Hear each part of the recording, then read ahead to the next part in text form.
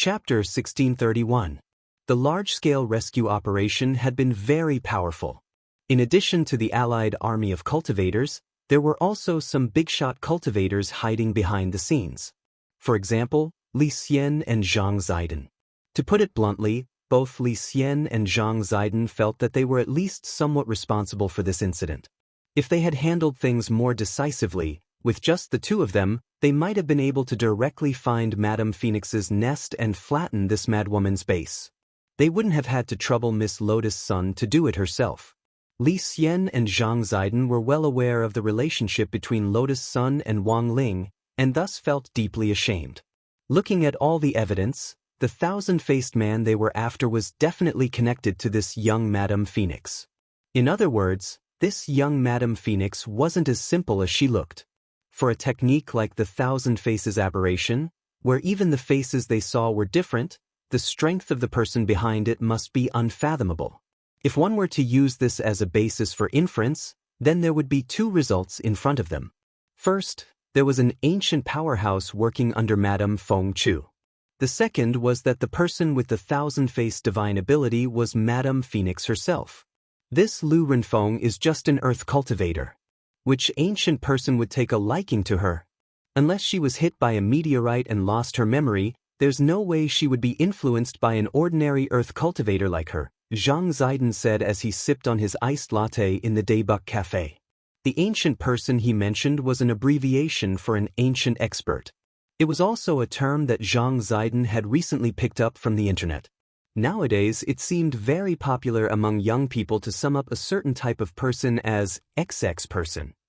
For example, Zhuan person, book changer, Kushuan will die if you don't curse for a day. Zhang Ziden thought it was very interesting, so he picked it up in passing. In the end, he realized that it went quite well, and Li Xian was also successfully led astray. Although I don't think an ancient person would work for an earth cultivator like Lu Renfeng, the problem is, isn't Ling Zhenren also an earth cultivator? After Li Xian said this, Zhang Ziden opened his mouth, but was suddenly struck speechless for a moment. Yes, Wang Ling was very strong. He was so strong that they couldn't even imagine or measure him.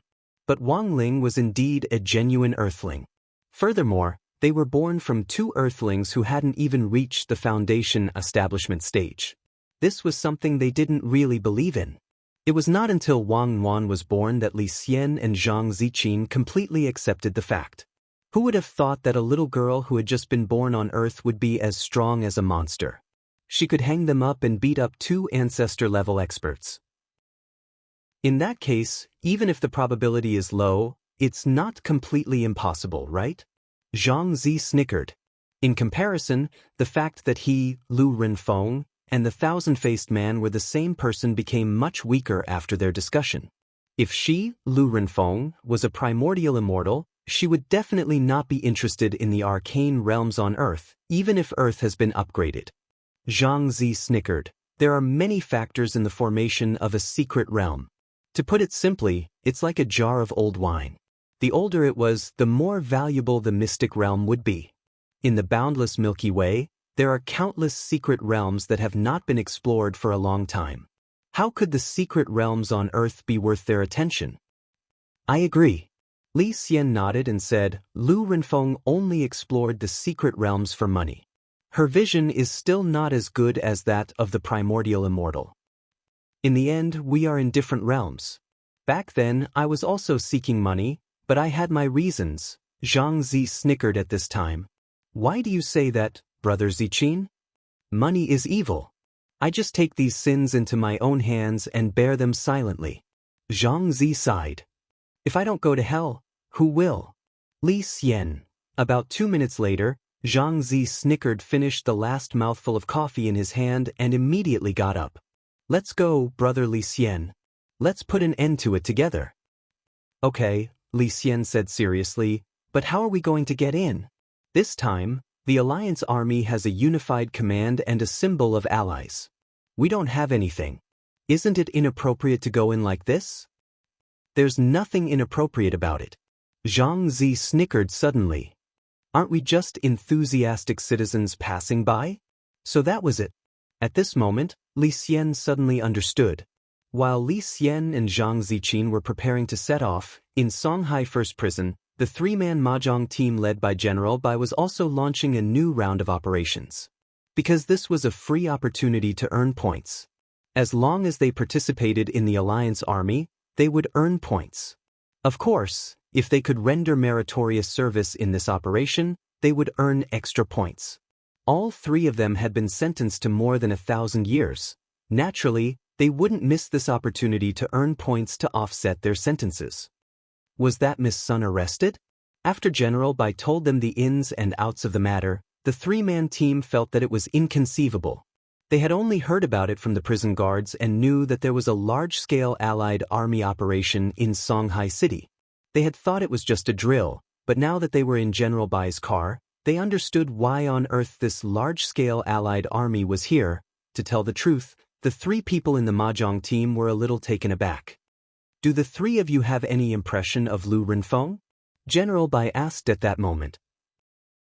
After all, the three people sitting in the car at that moment enjoyed top-notch caretakers in Songhai First Prison. Most importantly, they had previously been leaders of underworld forces, so they couldn't be any more familiar with the Dark Network and other underground organizations. Are you talking about Lu Fengchao? The old devil asked. That's her. General Bai asked. Why, are you familiar with her? We don't have any business dealings, I just saw her in an underground human trafficking market, the old devil said. I still remember that she and another person were fellow disciples. The other person was nicknamed Crouching Dragon. But compared with her, this Crouching Dragon is indeed very low-key. Do you mean they have a Shifu? Yes. But my venerable self doesn't know much about who that Shifu is. General Bai cupped his chin in his hand and pondered for a moment. Feng Chao's underground laboratory in the northern suburbs was already under the control of the Alliance Army, and the encirclement had been formed. Lu Renfeng couldn't escape now.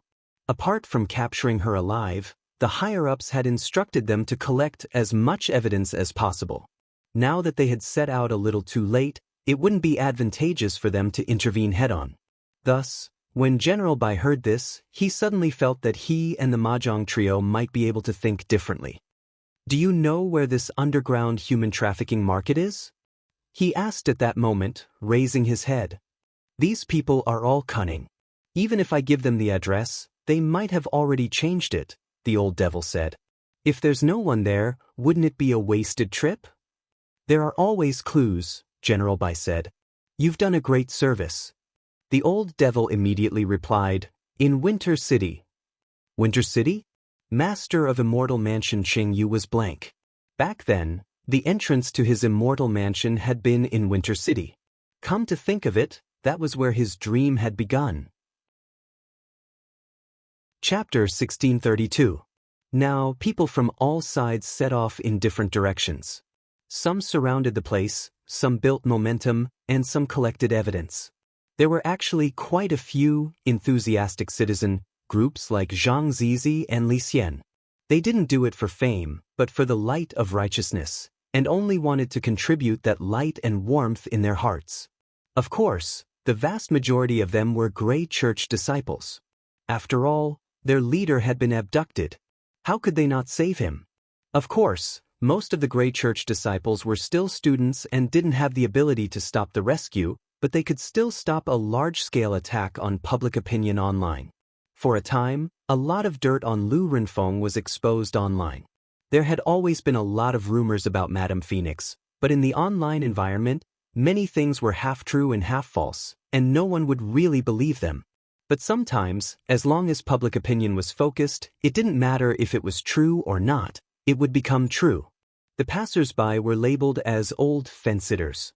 As long as 7 out of 10 people said it was true, they would believe what they believed in no matter what the truth was. This was also why in the current online environment, when it came to some unconfirmed news, you'd find that the people who started cursing and the people who apologized later were the same people. Those who apologized weren't bad, but more people chose to remain silent after the tables were turned. The internet was like a mask. When one's true face was covered by the mask, all the hideous and ugly expressions would be covered by the mask. Logically speaking, with such a huge uproar online, If Lu Renfeng had been a little more observant, she might have realized that she had caught the wrong person. Unfortunately, Madame Phoenix was still too anxious. She firmly believed that the person she had caught was Jiang Yingying herself. Without stopping, she led Lotus Sun Yinger, and the intelligence department's chief into the forbidden laboratory. This was a secret laboratory space that Lu Renfeng had specially opened up, and only she had the highest authority. As soon as the intelligence department's chief, Hang Chuan, entered, he found that the signal in his headset had been blocked.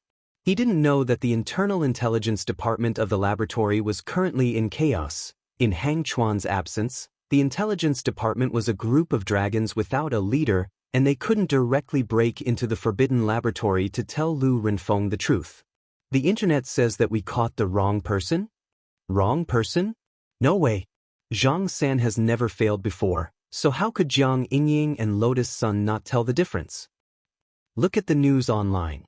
I don't think it's fake news at all. This. I have to tell Madam quickly. Where is Madam now? Forbidden Laboratory. Madam has already entered the Forbidden Laboratory. Over. Inside the restricted laboratory, Lu Renfeng pointed at a bed in front of her. Come, classmate Jiang, lie down. The expression on the madwoman's face was as calm as an ancient well. I advise you to be more obedient. I've always been very fast. Moreover, the amount of anesthetic is enough to make you die without any pain. Sun Yinger never thought that she, the master of the void, would have to lie on the operating table one day. Your scalpel is not sharp. What if you can't cut it open? Sun Yinger sighed. She was surprisingly cooperative and did not struggle or resist. She just lay down. Her obedience surprised Lu Renfeng. I thought you would struggle a little. I didn't expect you to be so cooperative. You're a good kid. I didn't waste my efforts to save you all those years ago. Heh, you don't have to say such pretty words. You've killed so many innocent people in order to develop an artificial spirit root. You just happen to be lucky enough to get the thing in my body. Do you really think you're that good? Sun Yinger replied, as if she was immersed in her acting. Luck is also a part of strength. At this moment, Lu Renfeng opened the mechanism in the restricted laboratory and took out a scalpel that was glowing with a faint blue light. Tell me, do you have any unfulfilled wishes? As long as I can do it, I'll fulfill them for you. Can I really? Sun Yinger's expression grew more and more excited. Lu Renfeng nodded and smiled. If I open the infinite realm and empty all the materials in it, I'll become the richest person on earth. As long as I have money, there's nothing I can't do. Then help me kill someone? Sun Yinger asked. Then can you help me kill someone? Sun Yinger asked. She didn't expect this to be Jiang Yingying's wish. However, such a simple wish was exactly what she wanted. She, the chick phoenix, had killed countless people. Killing one person was too easy for her. Moreover, Jiang Yingying was only a 16-year-old girl. How could a 16-year-old high school student know a big shot? You don't want me to kill your grandfather, do you? Martial Sage Jiang? Lu Renfeng gripped the scalpel and suddenly laughed evilly. It's not impossible, although it's difficult. But I can still do it. No. Why would I kill my grandfather? The person I want to kill is someone who bullied me. Sun Yinger said. Not Martial Sage Jiang? That's a pity. But since it's your wish, I'll fulfill it for you. It's fate that brought us together. Lu Renfeng blinked, her expression terrifying. Tell me, what's that person's name? Where does he live? His name is Wang Ying. Wang as in Wang Ba. Ying as in Ying. He lives in a villa on East Huang Road. Sun Yinger blurted out the address of the Wang family's small villa. Got it. Lu Renfeng nodded and smiled. After I take out your spirit root, I'll take out your brain tissue and preserve it. Why do I have to take out his brain tissue? Of course, when I bring him to you, don't you want to witness his death with your own eyes? As long as I connect your brain tissue to a visual sensor, you'll be able to see it with your own eyes. When the time comes, he'll kneel in front of you like a dying dog, begging for mercy. Lotus Sun and Sun Yinger. At that moment, Lu Renfeng laughed sinisterly. It'll definitely be a wonderful sight. Lotus Sun and Sun Yinger. Hearing this, Sun Yinger couldn't help shuddering. Sure enough, the madwoman in front of him was a serious pervert. Perhaps when Lu Renfeng said this, she didn't realize that danger had already descended. To be honest, Wang Ying really hadn't wanted to come. Lying on Wang Ling's bed with his eyes closed, he had been spying on what was going on here. He had wanted to see Sun Yinger's embarrassed expression as she let herself be trampled upon. But he hadn't expected to hear Lu Renfeng's arrogant words. Considering that so many people had already made a move, he hadn't made a move out of consideration for the balance of power. Young people still had to talk about martial ethics. But now, he was going back on his word. Lu Renfeng. Must I? Young people, talk about martial ethics my ass. Just as Lu Renfeng was about to cut down, a hand suddenly pressed down on Madame Phoenix's shoulder. From Sun Yinger's point of view, she couldn't see the murderous face of the youngster standing behind Lu Renfeng at that moment. However, she recognized that hand at first glance. It was Wang Ying's. Chapter 1633. A very powerful aura. The moment Wang Ying's palm came down, Lu Renfeng couldn't stop the cold sweat from dripping down her forehead. Who are you? The chief of the intelligence department behind her was startled. Wang Ying had appeared too suddenly, like a ghost. He wanted to fight back in an attempt to protect Lu Renfeng, but his body was frozen in place. This wasn't because Wang Ying had used some kind of body immobilizing spell, but because he was trembling from the depths of his soul. The huge gap in battle strength made Hang Chuan feel as if his blood had frozen in that short instant. Then, his body began to tremble and he gradually stopped thinking. Wang Ying couldn't even be bothered with this small fry. He only wanted to get back at Lu Renfeng, so he pinched her shoulder like he was pinching a little chick. Old woman, how do you want to die? How did you get in? Lu Renfeng's face was pale. She had the highest authority in the restricted area of the lab, and there were barriers everywhere. Ordinary cultivators couldn't get in, whether by going through walls, shrinking, or teleporting. Wang Ying's sudden appearance had terrified her. What she didn't know was that there was a chain between shadows. Sun Yinger's body had already been imprinted by Wang Ying, so no matter where she went, Wang Ying would know it clearly. How did I get in? Can't I enter this lousy place whenever I want? Wang Ying snorted. Without any superfluous words, the next moment, he reached out and grabbed Lu Renfeng's head. There was a crack. Lu Renfeng's head was crushed in an instant, like a rotten orange that had burst open. Ah, this Xiaoying, how did you kill her? Lotus Sun was also sweating profusely. She hadn't expected the battle to be over before it had even started. Meanwhile, the rest of the people in Phoenix's lab hadn't expected this either. The Allied army hadn't surrounded them yet, but Wang Ying had actually charged in and set the crystal on fire. Young man. He really didn't care about martial ethics. This kind of damned old woman deserves to die. Wang Ying snorted. Also, she's very cunning. I didn't kill her. This should be a fake body. Fake body? Lotus Sun was puzzled. But it really isn't that different from the real body. With that, Wang Ying reached out and tore off Lu Renfeng's right leg on the spot. Lotus Sun hurriedly covered her eyes. The result was unexpected. After the seemingly violent movement of removing the leg, there was not a single drop of blood, only the sound of various gears falling to the ground. The right leg had been torn apart by Wang Ying, and the catheter connected to it had been instantly torn apart, dripping orange mucus. This is... Lotus Sun was puzzled. It's the androids, Wang Ying said, holding her chin. He checked Lu Renfeng's leg that had been torn off and saw the number 010 written on it. It was also the first time he had seen androids. To be honest, Lu Renfeng's technological means also shocked Wang Ying.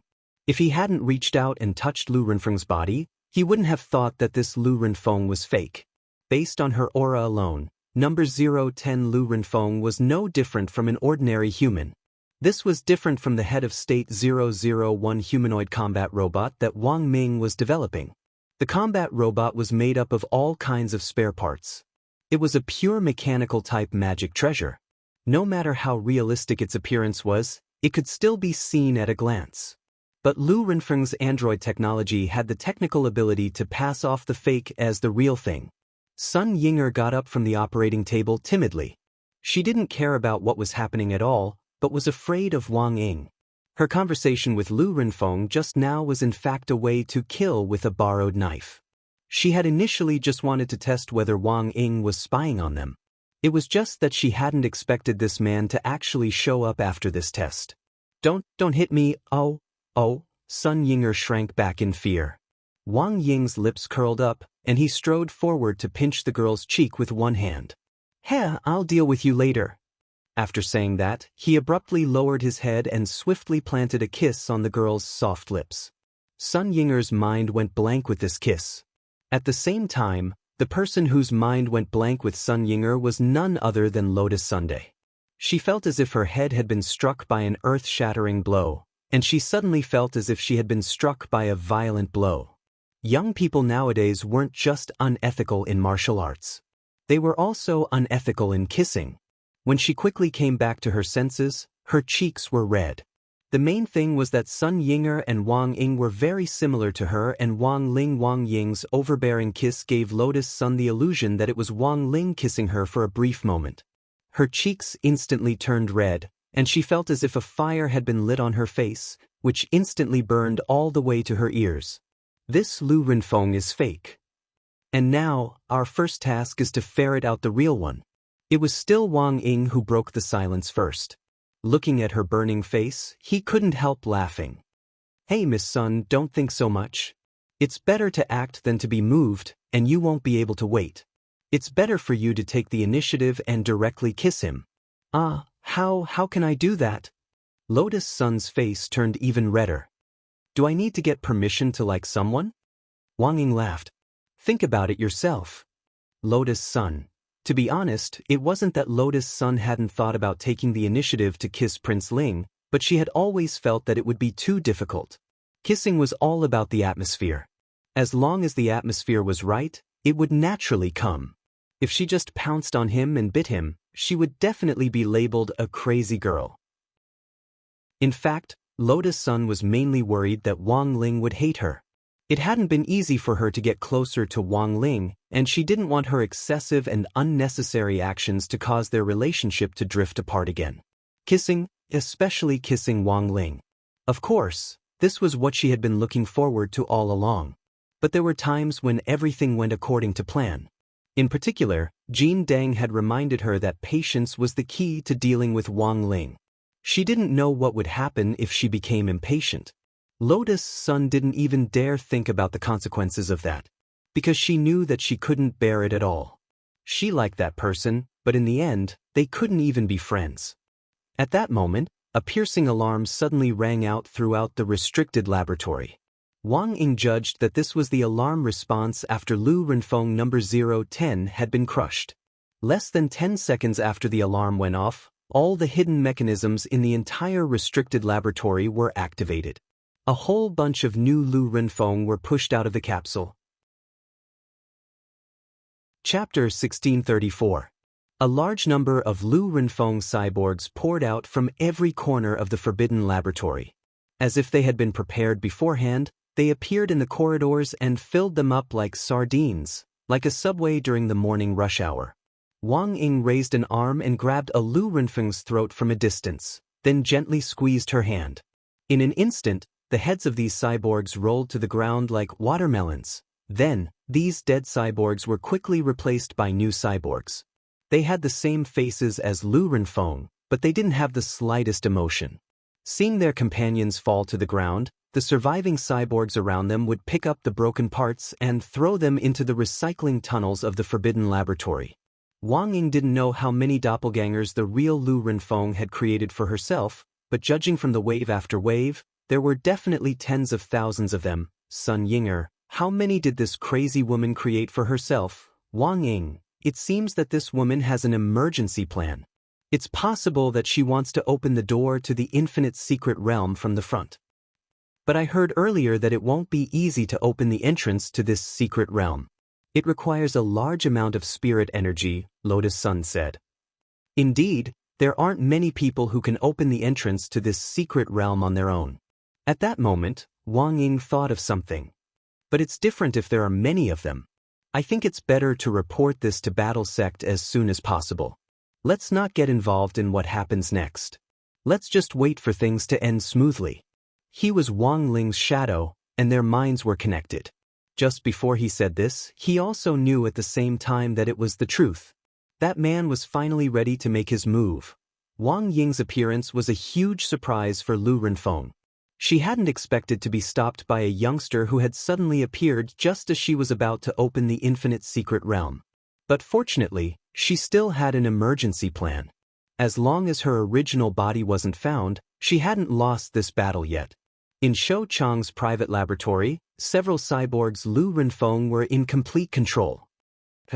Junior brother Wulong, long time no see. Lu Renfeng linked her original body's will to the brain tissue of one of the cyborgs, thus temporarily controlling it. When the androids rushed in, Shouchong realized that the situation was not good. There was an emergency escape button in his laboratory. Just as he was about to press it, one of the androids kicked his abdomen, shattering his dream on the spot. Senior sister, you can't keep making mistakes. Are you willing to call me senior sister now? Lu Renfeng couldn't help but laugh out loud. An artificial spirit root is my lifelong dream. Now that I've obtained this core technology, all I need to do is find the materials in that arcane realm. According to Lu Renfeng's original plan, she had planned to use Jiang Yingying to analyze the key to the infinite arcanum and enter through the back door. But this plan had just been ruined because of Wang Ying. Right now, Lu Renfeng had to activate the emergency plan. That was to break through the concealed zone head-on by using a defensive method. She had been secretly observing Shou Chang's private laboratory for a long time. She also knew that Shou Chang's current plan was to break through from the front. However, it was not easy to open the door of the infinite secret realm. This required a one-time injection of spiritual energy that far exceeded the current level of the cultivators on Earth. Even that senior behind her couldn't provide such an explosive output of spirit power in a short period of time. Senior sister, you should know that you're already surrounded, right? You have nowhere to retreat to. Shou Chong said, Battle Sect.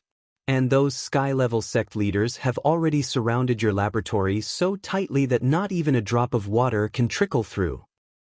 Do you think I'm completely unaware of what's going on outside? At that moment, Lu Renfeng laughed again. As long as my real body hasn't been found, I haven't lost yet. What's more, do you think I didn't anticipate this situation? Huaxiao Alliance has been watching me for a long time. It can be said that I expected them to surround my laboratory in the northern suburbs. Of course, if I had to make a mistake, it would be that I really didn't expect so many people to come. That was what she said.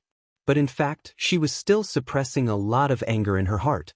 Because of what had happened outside, including the intelligence department's mistaken capture of Lotus Sunday.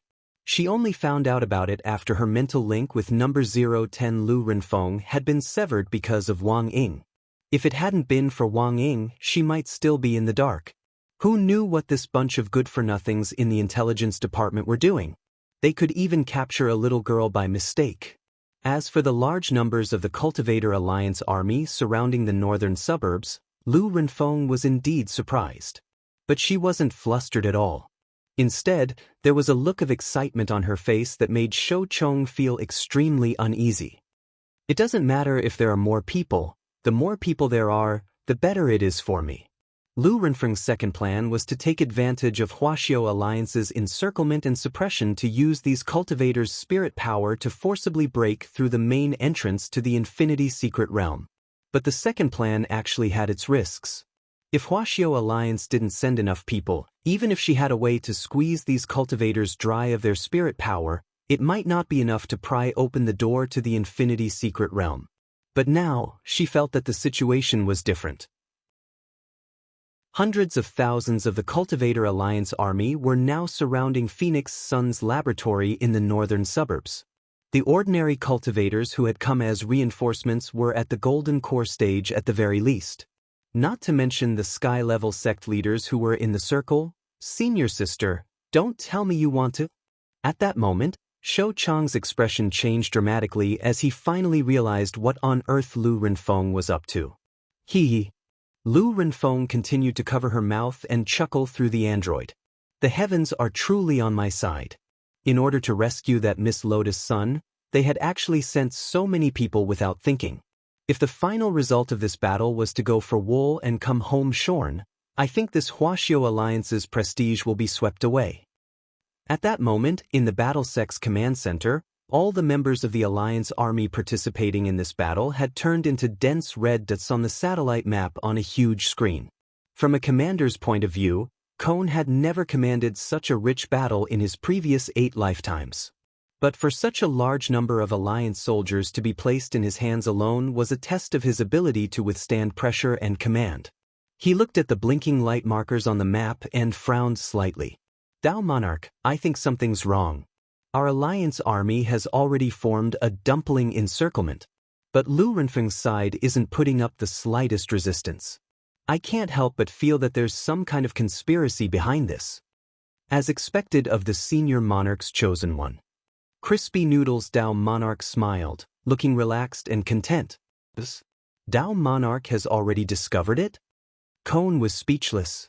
At the end of the day, this Auntie Lu just wanted to enter the secret realm to steal materials. Now her real body is nowhere to be found, and a large number of androids are pouring out of the Forbidden Zone laboratory. There's no point in catching those androids. Crispy Noodles Dao Monarch said, there's a saying, close the door and beat the dog. To use a more cultured term, it's like catching a turtle in a jar. Cone, Dao Monarch, you mean? Crispy Noodles Dao Monarch smiled. Just let the Alliance army beat them at their own game. Because at that moment, a pretty boy had already entered the infinite secret realm ahead of time. He was waiting at that entrance for Lu Renfeng's real body to come in, of course, in order not to delay his homework. This pretty boy even moved his desk over and wrote while he waited. Chapter 1635. Although he had said that he didn't want to get involved in this matter, he had never thought that in the end he would still get involved. He really wasn't thinking about any of this. His mind was full of homework, exercises, and the upcoming monthly exam. But he didn't know why. His body started to move involuntarily. He knew that Lu Renfeng had come for the infinite secret realm, so the easiest way to find her real body was to wait for her. Now that the secret realm had finally been opened, her real body would definitely show itself and take a look. Another advantage was that apart from him, there was no one else at the entrance to the secret realm, which would give him a cover to hide his strength and fame. It would be too high profile and troublesome to follow the team to capture Lu Renfeng's real body. It would be better to wait for this crazy grandma to walk right into the trap. Thus, he decided to enter the infinite secret realm right away. But he had heard that it wasn't easy to open the infinite secret realm, and that a huge amount of spirit energy was needed to open the door. For this reason, Shoucheng and Lu Renfeng had racked their brains to find a way to open the infinite secret realm. Wang Ling believed it. He used his king's eye to lock onto the coordinates of the secret realm's entrance. Then, a magnificent gate to the infinite secret realm appeared in front of him. The ancient door frame was densely covered in abstruse runes that Wang Ling had never seen before. There were too many secret realms in the universe to count. After all, Wang Ling was just a kid and hadn't visited all of them. In order to explore a secret realm and obtain immortal opportunities to improve their cultivation, ordinary cultivators were all determined to rush in, for fear that if they were one step too late, the treasures in the secret realm would be snatched away by someone else. But Wang Ling was different. He wasn't interested in secret realms, because everything in them could be found in his Wang Zhibao pants. Thus, he didn't know much about the infinite secret realm. He had heard from Shoucheng and Lu Renfeng that it would take a huge amount of spirit power to enter. Faced with the gate to the infinite secret realm, Wang Ling had a serious expression on his face. Then, he rolled up his sleeves and violently pushed the door inward. There was a loud bang. Wang Ling saw the gate to the infinite secret realm collapse with a loud bang. Not only that, even the door frame was cracked. Sure enough, he had thought too much. He had clearly only used a little bit of his strength. Only the heavens knew that the gate to the mystic realm could not withstand the pressure. Thus, Before moving the desk into the entrance of the secret land, he had also used the Great Repair spell to repair the door that had been torn down so that everything looked so natural. In the BattleSec's command center, Wang Ling's "Catch a Turtle in a Jar" was fully deployed under Keone's encrypted instructions. His face was flushed, and there was a tinge of nervousness in his excitement. Large-scale command was a great test of one's ability to command. The Alliance Army's operation this time looked like it had been organized to rescue Lotus Sun, but Huaxiao Alliance actually had other considerations. From a 1,000-layer cake perspective, the second layer on Huaxiao Alliance's side naturally wanted to capture Lu Renfeng alive. If this crazy grandmother used her creative ability on the right path, she would indeed be a promising talent. Third, Huaxiao Alliance wanted to use BattleSect as a medium to see the ultimate scale and combat ability of the Alliance Army. This was purely from the perspective of a cultivation strategic deployment. Huaxiao Alliance had always advocated a love of peace. Every year, the profits it generated were used for the construction of cultivation infrastructure, and only a small portion was invested in military defense. The current mainstream view in the cultivation world was that military defense could in fact be replaced in another way. For example, they could unite private sects among the people and turn them into one family. Just like the current Alliance Army. But it would be a little too formal to organize such a large-scale Alliance Army in the name of Huaxiao Alliance's people. So at this time, the necessity of BattleSec's existence manifested itself. When grenade-throwing senior Immortal had gone to pull in investments back then, Huaxiao Alliance had decided to invest because of this consideration.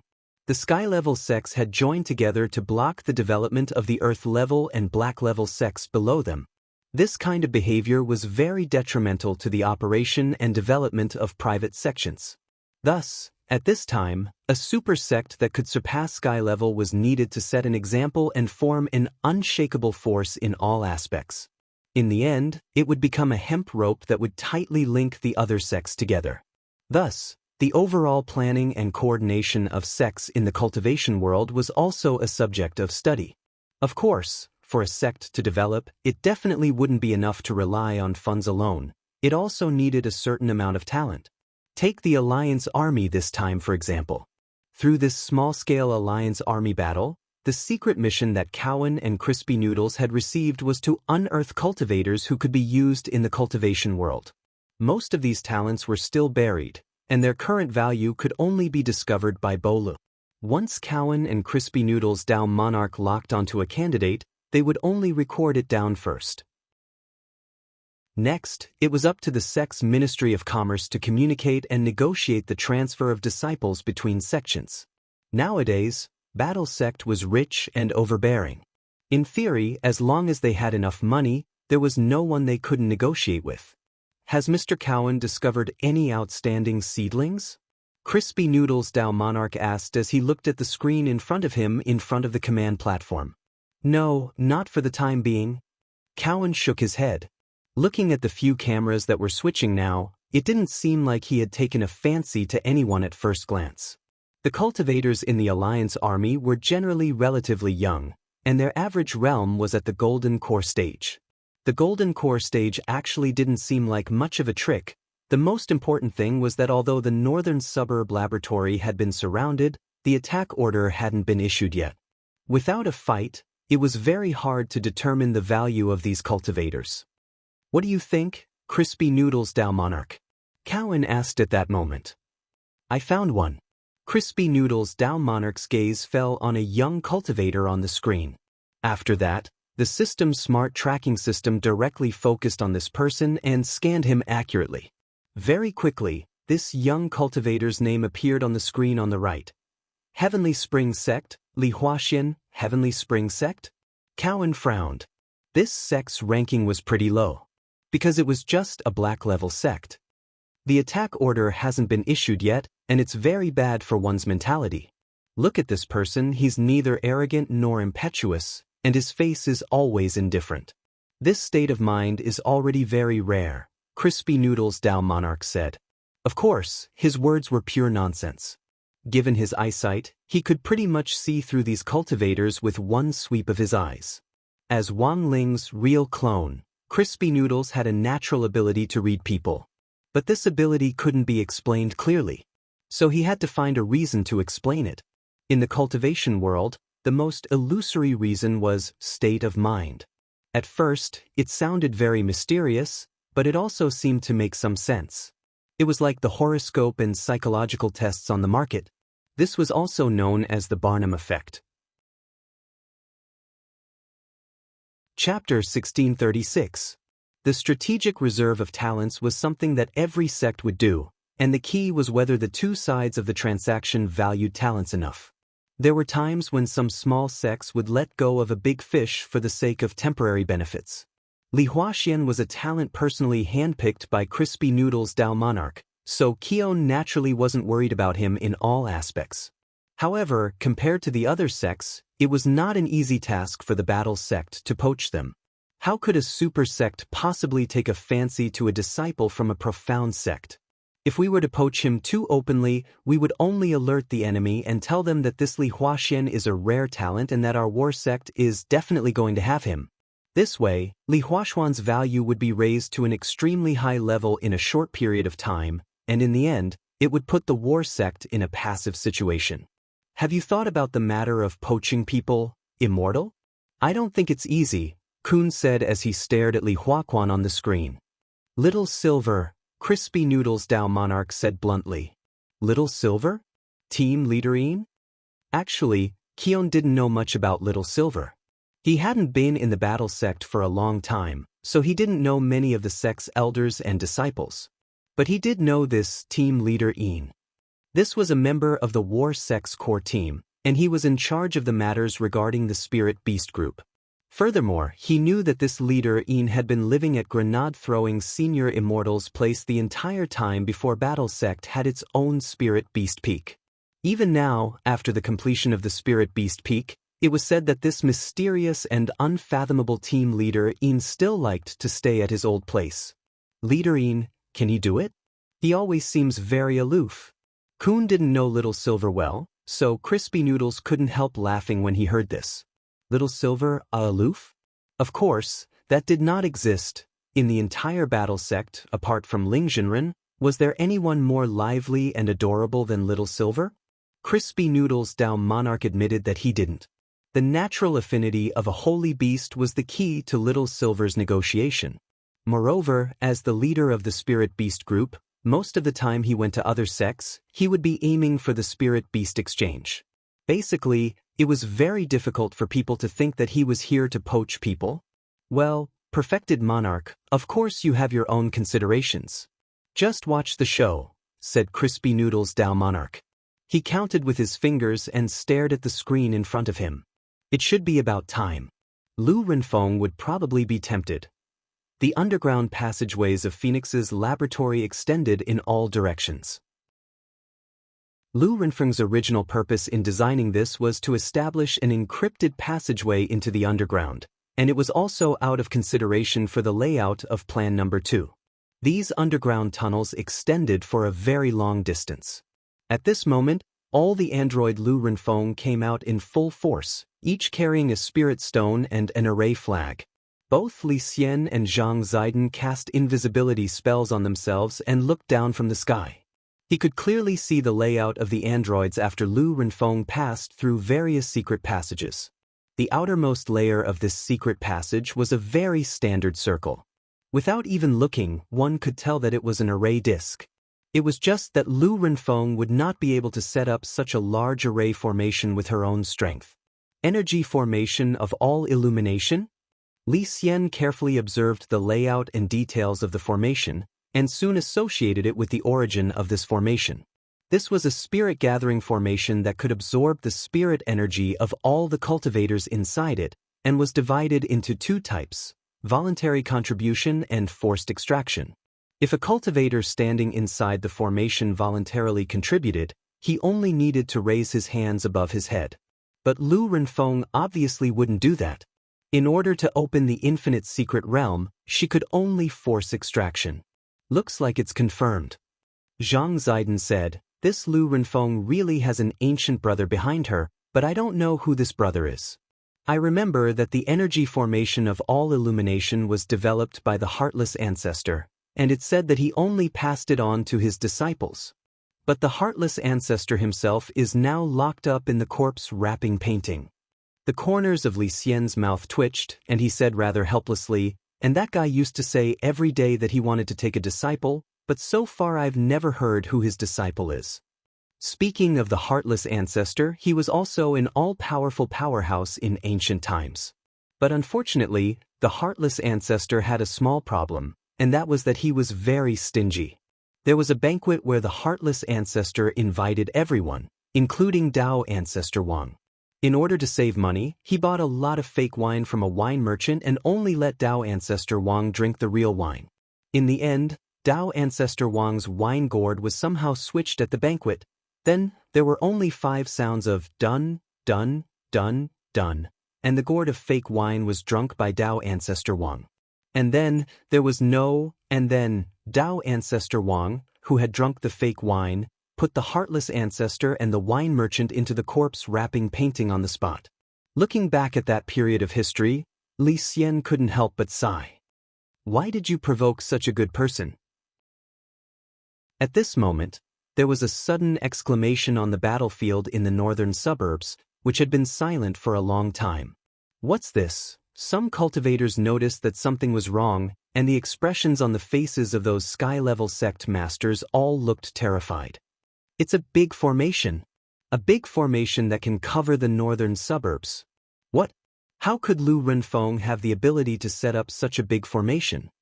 Each and every one of them looked panic-stricken, which stupefied Keon in the command center. Because this was all within the scope of the plan. In the end, he hadn't expected these sky-level sect masters and their disciples to be so good at acting. At that moment, each and every one of them contributed their outstanding acting skills to the fullest. My spirit energy is being sucked out. No, I can feel my life slipping away. The cultivators trapped in the formation cried out one after another, their expressions as if they were about to die. In fact, their spirit energy hadn't been sucked out. The spirit energy that Lu Renfeng had absorbed had all been provided by Wang Ling. At that moment, he was crouching at the entrance to the secret land. As he read the exercises in front of him, he raised both hands to transmit his spirit energy over. It's done. Lu Renfeng, who was guarding the lab, looked pleasantly surprised through the android. The amount of spirit energy that the array had absorbed was too much. It was far beyond his imagination. She couldn't stop laughing wildly. I never thought that I, Lu Renfeng, would actually succeed. The cultivation world will soon welcome a new generation of phoenix chicks. That will be the beginning of a new era for me, Lu Renfeng. As soon as his voice fell, the controlled android quickly regained its silence. It looked like Lu Renfeng had already withdrawn the mental link with her real body and was ready to act on her own. Shou Chong was pressed down on the ground by several androids and couldn't move. At that moment, all his hopes were dashed, and he only felt that the situation was hopeless. There was a bang. When the entrance to the secret land opened at the location which Lu Renfeng had set in advance, this crazy woman rubbed her hands together and couldn't hide the excitement on her face as she stepped in. She thought that when she opened the door, she would see a dazzling new world. In the end, what she saw was a teenager doing homework at a desk. Lu Renfeng laughed. I never thought that there would be a doorman in this infinite secret land. At that moment, Wang Ling raised his head to look at her. After confirming that this was Lu Renfeng's real body, he used just one look to firmly block the door to the secret land behind Lu Renfeng. In that instant, a terrifying pressure extinguished all of Lu Renfeng's excitement. Wait, this situation didn't seem right. Chapter 1637. The truth was that Wang Ling wasn't in a hurry to exert pressure on her. He just raised his gaze to meet Lu Renfeng's indifferent gaze. In that moment, this young Madame Phoenix's mind instantly went blank.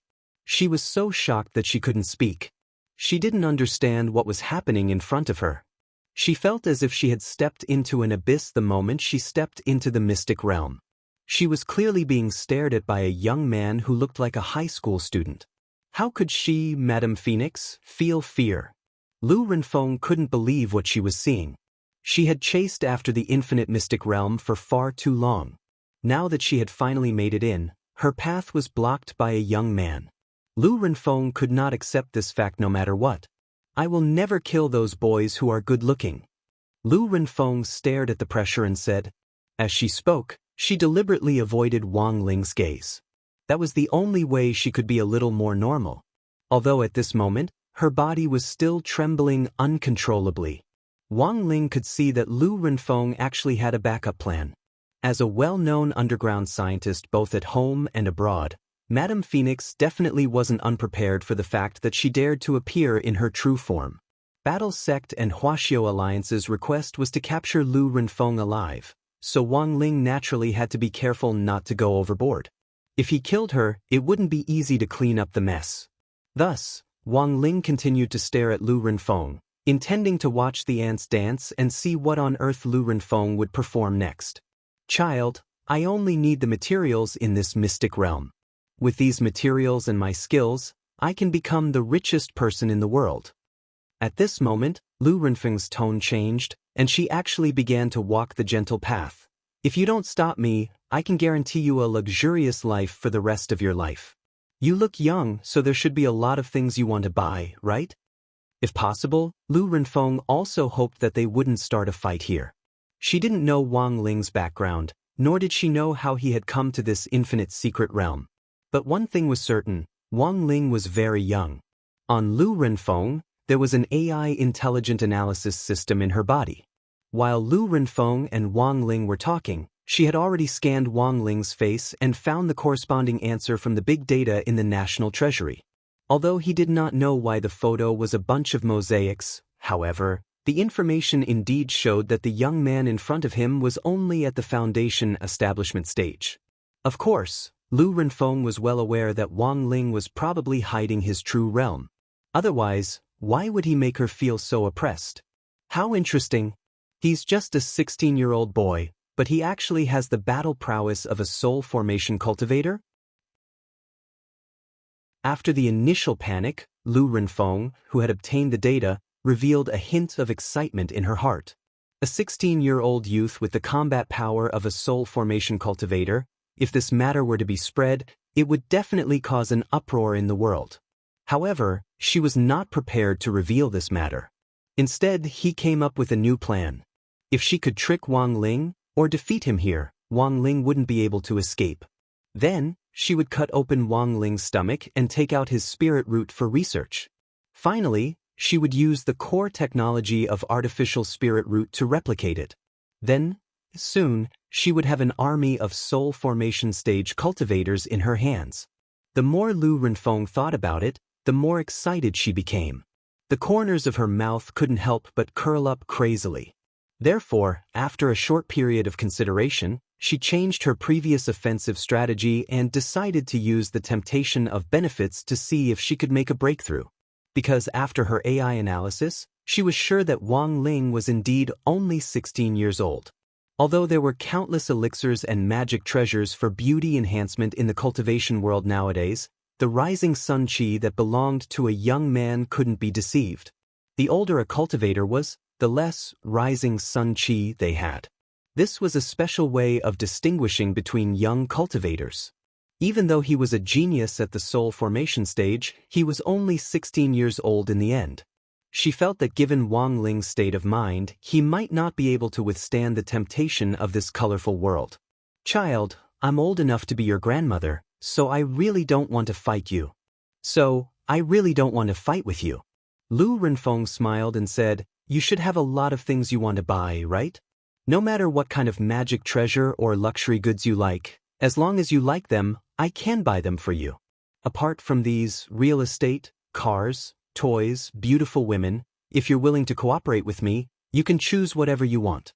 There are also countless snacks. Hearing the word, snacks, Wang Ling blinked. A drop of cold sweat trickled down his cheek as he cursed in his heart. He had actually been a little shaken just now. But very quickly, Wang Ling regained his composure. Fortunately, he always had a poker face, so even if Lu Renfeng used her smart chi to directly scan and analyze his face, she wouldn't be able to detect any subtle changes. Because of Wang Ling's long silence, the situation was once again at an impasse. He's not going to accept these temptations. Lu Renfeng also felt that it was inconceivable. She hadn't expected Wang Ling's Dao heart to be so stable. However, in a situation where she couldn't tempt him, she only had one last option left.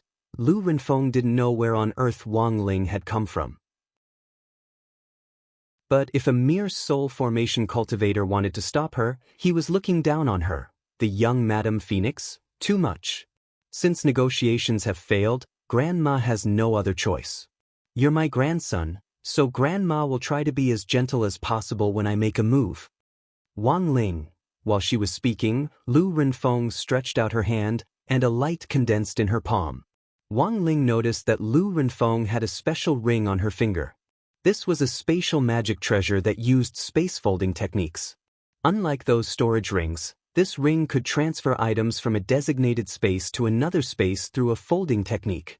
And then, the instant the light from the ring spread out, the space that resonated with it actually formed vortex wormholes in the walls of the void.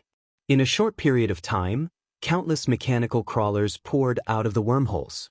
These mechanical crawlers swarmed out of space like locusts, spreading their mechanical wings and flying in the air. After Lu Renfeng clapped her hands, the mechanical crawlers instantly spread out and took root in the ground like dense raindrops. Magic bean soldiers, Lu Renfeng said calmly. Wang Ling saw these mechanical crawlers actually take root and sprout in this short period of time. In just a few seconds, this young Madame Phoenix swiftly summoned countless Lu Renfengs from the ground with the bean soldiers technique. Wang Ling could only estimate the number. At that moment, there were no less than 300,000 artificial humans gathered in the secret land. But no matter how many there were, they were just a bunch of scrap metal in Wang Ling's eyes. Seeing that Wang Ling's expression was still calm, Lu Renfeng couldn't help saying at that moment, I know that my artificial humans might not be able to deal with you. But if everyone's strength can be combined, that's a different story. As soon as Lu Renfeng said this, she stretched out her hand and gently squeezed. Wang Ling saw these artificial humans actually start to transform on the spot. Holding each other's hands, they swiftly linked together and merged into one, actually transforming into an incomparably huge red mecha armor. Lu Renfeng's real body was already sitting inside this 50-meter-tall mecha armor during this transformation process. This Fire Phoenix mecha armor was Lu Renfeng's proudest creation. Using artificial spirit roots as a medium, the mecha's attributes would be amplified by 300,000 times. That was to say, as long as she sat in this mecha armor, even grenade-throwing Senior Immortal, who was currently the strongest person on Earth and had reached the true venerated level, wouldn't be her match. On the other side, after hearing Lu Renfeng's thoughts, Wang Ling couldn't help sighing in his heart. He had never expected this young Madame Phoenix to actually compare herself to grenade-throwing Senior Immortal. After all, for him, grenade-throwing Senior Immortal was just a unit of combat strength. At that moment, the huge Fire Phoenix mecha armor blotted out the sky and covered Wang Ling like a boundless shadow. In the face of this mountain-like mecha armor, Wang Ling's mind suddenly went blank. It wasn't that he was afraid. It was that he didn't know where on earth he should start. Chapter 1638. In the space of a few breaths, Lu Renfeng had used the so-called bean soldiers method to assemble such a large army of androids, and in the blink of an eye, they had swiftly assembled into this 50-meter-tall mecha armor in front of Wang Ling. It wasn't hard for Wang Ling to see that Lu Renfeng had clearly been preparing for today's event for a long time. It was almost impossible to mass-produce androids of this scale in a short period of time, and it would take time. On the other hand, these androids weren't cheap. Given Lu Renfeng's accumulated foundation, Wang Ling felt that it would be very difficult for her to produce androids of this scale without the help of someone else.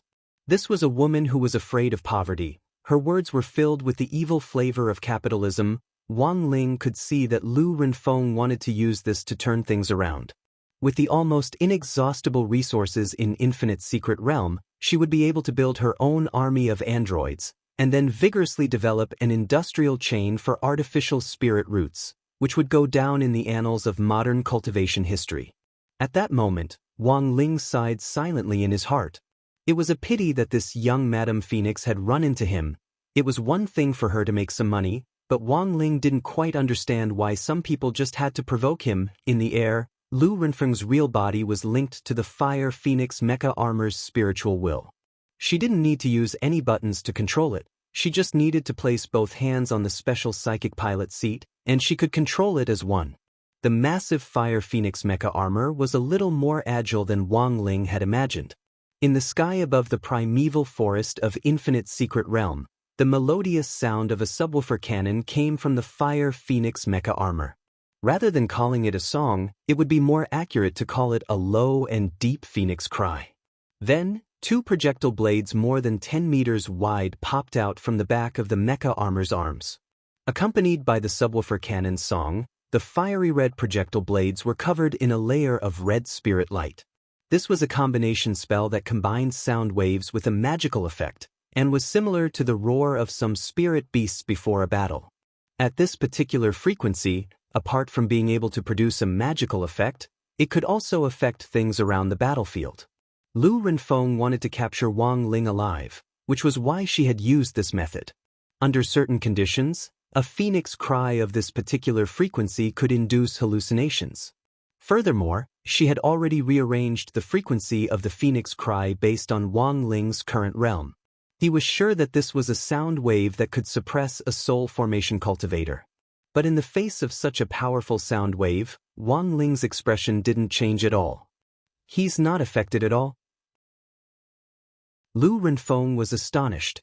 Then, he saw the young man, who was the size of an ant, standing on his tiptoes and ascending over 100 meters into the air before stopping. At the same time, the void changed, and Lu Renfeng saw her surroundings changing rapidly. The battlefield above the primeval jungle of the infinite mystery land was quickly transformed into the endless and deep universe. Lu Renfeng could see the Milky Way and even Earth, which was not far away. This wasn't a universe of the real world, but one that Wang Ling had constructed, and could be said to be a complete replica of the real world's universe. It was because there were no other living beings in this universe. Intrinsic spirit field? Within the fiery phoenix mecha, Lu Renfeng's eyes widened, and she was completely astonished by the boundless universe and the dazzling galaxy before her. She knew about the existence of intrinsic spirit fields. But she didn't know that the place she had been pulled into was the core world, which was even more powerful than an intrinsic spirit field. Although the fiery phoenix mecha was huge, it was as tiny as an ant in the backdrop of the universe. Although she was sitting in the mecha, her brain felt like it had stopped working. It was at this moment that Lu Renfeng realized with a start that Wang Ling's strength might be far beyond what she had imagined. "Who the hell are you?" Her voice started to tremble, and she started to launch a frenzied attack. In her helpless rage, two enchanted projectile blades shot out at an extremely high speed at the speed of sound to slash at Wang Ling's head. Wang Ling stood motionless on the spot. The two projectile blades attacked from left and right. The moment they struck his head, not even a single hair fell off his head, while the blades had already shattered into pieces. Lu Renfeng hadn't expected to be hit so hard. In her extreme panic, the fiery phoenix mecha fired even more fiercely at Wang Ling from all its outlets. Boom, boom, boom. For a moment, Wang Ling's core world was filled with all kinds of explosions. The fiery phoenix mecha contained folded nanomissiles, which was also a black technology developed by Lu Renfeng. Even the explosive power of a nuclear bomb was only the size of a grain of rice, so the fiery phoenix mecha had a huge reserve of ammunition. Wang Ling didn't want to open the barrier at first, but after all, it wasn't worth it to dirty his school uniform, so he put up a spirit power field for himself. The nanomissiles bombarded the extremely thin barrier without even the slightest crack. Impossible. This is impossible. It was obvious that Lu Renfeng was already a little crazy. She clutched her head with a terrified expression on her face. Then, a dazzling holy light appeared behind Wang Ling. Lu Renfeng. This is, defeating the other party in the field they were most confident in was Wang Ling's usual method. That god of the grave had thought that he controlled time and space, but he had been locked in a fixed ending forever. He could jump out of time and space, but he couldn't escape the ending that Wang Ling had personally arranged for him. Just like the Lu Renfeng in front of him, being soldiers. It was obvious that this was one of Lu Renfeng's proudest skills. In a short period of time, through the combination of nanotechnology and cultivation space folding technology, androids with fleshly bodies were instantly created. In the eyes of other cultivators, this would indeed seem to be quite an incredible thing. At that moment, Wang Ling was standing in his own core world. Immortal holy light radiated from his back as he stood firm, like a god of the universe. Then there was a hum. With Wang Ling as its center, this holy light turned into a circular shock wave, like a huge ripple in the center of the universe, which instantly extended hundreds of millions of light-years away. Then Lu Renfeng felt this dazzling light gradually dim. As this holy light dissipated, what appeared in front of Lu Renfeng was an incomparably terrifying scene. In front of her, she saw countless Wang Lings surrounding her. These clones that had been born from Wang Ling's body gave off cosmic starlight. Some were formed from meteorites, some were formed from stars, and most of them were formed from dust. Wang Ling's holy light turned all the dust within a radius of hundreds of millions of light-years into himself. This was truly an innumerable number of Wang Ling's Wang Ling. It was impossible for her to tell them apart with the naked eye. There was a bang. Wang Ling snapped his fingers. The countless clones scattered like the wind, turning back into the trillions of dust particles in the universe. Lu Renfeng was completely awake with this snap of Wang Ling's fingers. She thoroughly realized that her realm and that of the youngster in front of her weren't in the same dimension at all. Just like that, this underground scientist was the famous young phoenix madam, Lu Renfeng. Her heart was shaken to the core. She stopped thinking. P.S. How many people have stopped thinking already? Everyone, please post your answers directly in this chapter. Those who get it right can contact Big Faced Cat, the administrator of the book group, for a small red packet. Chapter 1639. Under the double assault of sight and spirit, there was a certain probability that the soul would short-circuit. The fact that this famous underground scientist had stopped thinking and was no longer struggling was a great help in carrying out the plan to capture Wang Ling alive. But Wang Ling somehow felt that things weren't that simple. He raised his hand and carefully used the great decomposition spell to slowly disintegrate the Fire Phoenix mecha armor from the outside to expose Lu Renfeng's body, which was hidden inside. At the same time, Wang Ling cast a temporary golden light of adaptation on Lu Renfeng so that her body could withstand all the pressure in space. She was an itinerant immortal, but at this level, she still couldn't fight in space. Of course, it wasn't that Wang Ling hadn't thought about directly digging out her heart, but he was afraid that the impact would be too great and Lu Renfeng would directly disappear. At this moment, Lu Renfeng was still in her original position. She sat there with her eyes wide open.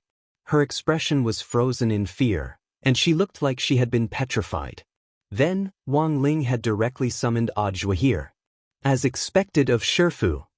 Honestly speaking, Audiobook wasn't surprised by the situation in front of him after he appeared. He had already expected this outcome. I'll leave her to you, Wang Ling said with a nod. Don't worry, Shifu. Just leave the aftermath to me. Audiobook cupped his fists in a salute. This wasn't the first time he had been the scapegoat, and he was already very used to it. The only fly in the ointment this time was that Zhou Zi hadn't been able to make a contribution in this battle or show his face in front of Wang Ling or something. Audiobook was extremely optimistic about Zhou Zi and was willing to take him in as a disciple, but Wang Ling wouldn't budge, so there was nothing he could do. The man in front of him was no longer the man he used to be. Previously, a Crispy Noodle Snacks annual card had been enough. Bribing him with an annual card now probably wouldn't work. But he didn't show his thoughts in front of Wang Ling, and respectfully sent him off as usual before he stayed behind to deal with Lu Renfeng. Wang Ling shared a portion of the King's Eye's power with Audiobook. One reason was so that Audiobook could freely use the King's Eye's ability to travel freely in various spaces, and the other was to increase his battle strength. Of course, when it came down to it, it would be better for Audiobook to clean up the mess for him. Lu Renfeng had seen Wang Ling's face, so she definitely had to tamper with this part of her memory, and she also had to change things about the core world. This was combat strength that had already surpassed Earth's realm. It would be very strange if Lu Renfeng poured everything out when she woke up. Therefore, in the infinite mystic realm, he revised almost all of Lu Renfeng's memories of the battle just now. After making sure that he did not miss anything, he heaved a sigh of relief. If Lu Renfeng woke up now, the person she had been fighting wouldn't be Wang Ling, but Ajua. There should be no problem now. Ajua wiped at his sweat. It wasn't his first time doing this, but he couldn't help feeling a little nervous. Tampering with memories could lead to mental disorder. Huaxiao Alliance had ordered Lu Renfeng to be captured alive because they knew that she could still be of use to them. Battle Sect Command Center. The moment Lu Renfeng's real body stepped into the infinite mystic realm, the Alliance army responsible for besieging the base finally blew the horn to attack. The members of the base in Phoenix's underground laboratory as well as Lu Renfeng's androids were all stupefied. The spirit energy of these cultivators had clearly been sucked away by the great array just now, but at that moment, each and every one of them actually crawled up from the ground and directly announced that they were going to attack. F***K. So was that an act just now? The members of the underground base all had incredulous looks on their faces. Lu Renfeng's real body was already under control, and the command center was left without a leader. In a split second, the entire underground laboratory that extended in all directions was a mess. Following Keon's intelligent deployment, the large-scale Alliance army surrounded the underground laboratory in an orderly manner. The capture operation lasted for several hours. Finally, he heaved a sigh of relief and collapsed with a tired expression. "It's finally over. No, there's actually one last step left," said Crispy Noodles Dao Monarch. The last step? Given Lu Renfeng's strength alone, she shouldn't have the guts to take such a risky action, said Crispy Noodles Dao Monarch. Dao Monarch, do you mean that there's another force behind this? Crispy Noodles nodded. It actually wasn't convenient for him to explain too much to Keon, so he could only leave it at that. But you don't have to worry, you did a great job commanding the operation this time. Senior Li Xian and Senior Zhang Zipei can handle the rest. Are they the two new elders? Keon's eyes lit up. He had heard of these two people's names before. Because they had suddenly joined Battle Sect and become elders all at once, a lot of people were curious about their origins. In addition, after Li Xian and Zhang Zipei joined Battle Sect, grenade-throwing Senior Immortal had given them the position of guest elder. It was equivalent to some honorary professors in cultivation universities. It sounded like they were from Battle Sect, but it was in fact just a title. But this name was actually directly hanging out his net worth. This was because Li Xian and Zhang Zipei were currently the only two elders in Battle Sect in name. Their names had been famous in ancient times, but they weren't known in the modern cultivation world. Now that they had become honorary elders all of a sudden, the many speculations undoubtedly deepened the mystery of these two people. While Keon and Crispy Noodles were giving instructions, Li Xian and Zhang Zipei were also looking for traces of the person behind the scenes. Following the lead of the All Things Illuminating Vitality Array, the two of them found some clues based on the layout and technique of the array. Zhang Zizi smiled. Interesting. From the technique, it does seem like the work of that heartless ancestor. If it's him, he indeed has the ability to launch that Thousand Faces spell. But he's clearly already been locked up in the painting. He can only be a pile of bones now, said Li Xian. Zhang Zipei shook his head. Brother, you're being too absolute. Dao Ancestor Wang is indeed terrifyingly powerful, but there are no less than tens of thousands of people locked up in the corpse painting, hundreds of millions of ancient experts. Can you guarantee that this old thief won't fail miserably in an easy task? It's like an idol star who recently debuted and whose parents are revealed to be old thugs. There are no absolutes in this world. He deceived Dao Ancestor Wang. He's a genius. Li Xian sighed. Zhang Zipei, there's one more thing that makes me certain that he was behind all this. Li Xian, what is it? Zhang Zipei, Remember those ancient divine weapons that the Grave God summoned when Ling Jinren and the Grave God fought at the very beginning? Li Xian nodded. Of course I remember. That was the army that the Grave God created. In the end, Tao Ancestors' Dharma image creature chased them down, and only a few hundred of them are left from that army of 10 million. Zhang Zipei. When Ling Jinren synchronized the battle in the inner world just now, I saw Lu Renfeng's Fire Phoenix mecha armor, and felt that it was similar to that ancient divine weapon. Hearing this, Li Xian was shocked. So Ancestor Wuxin was the one who built these ancient divine weapons? Zhang Zipei. He was a famous mechanic in ancient times.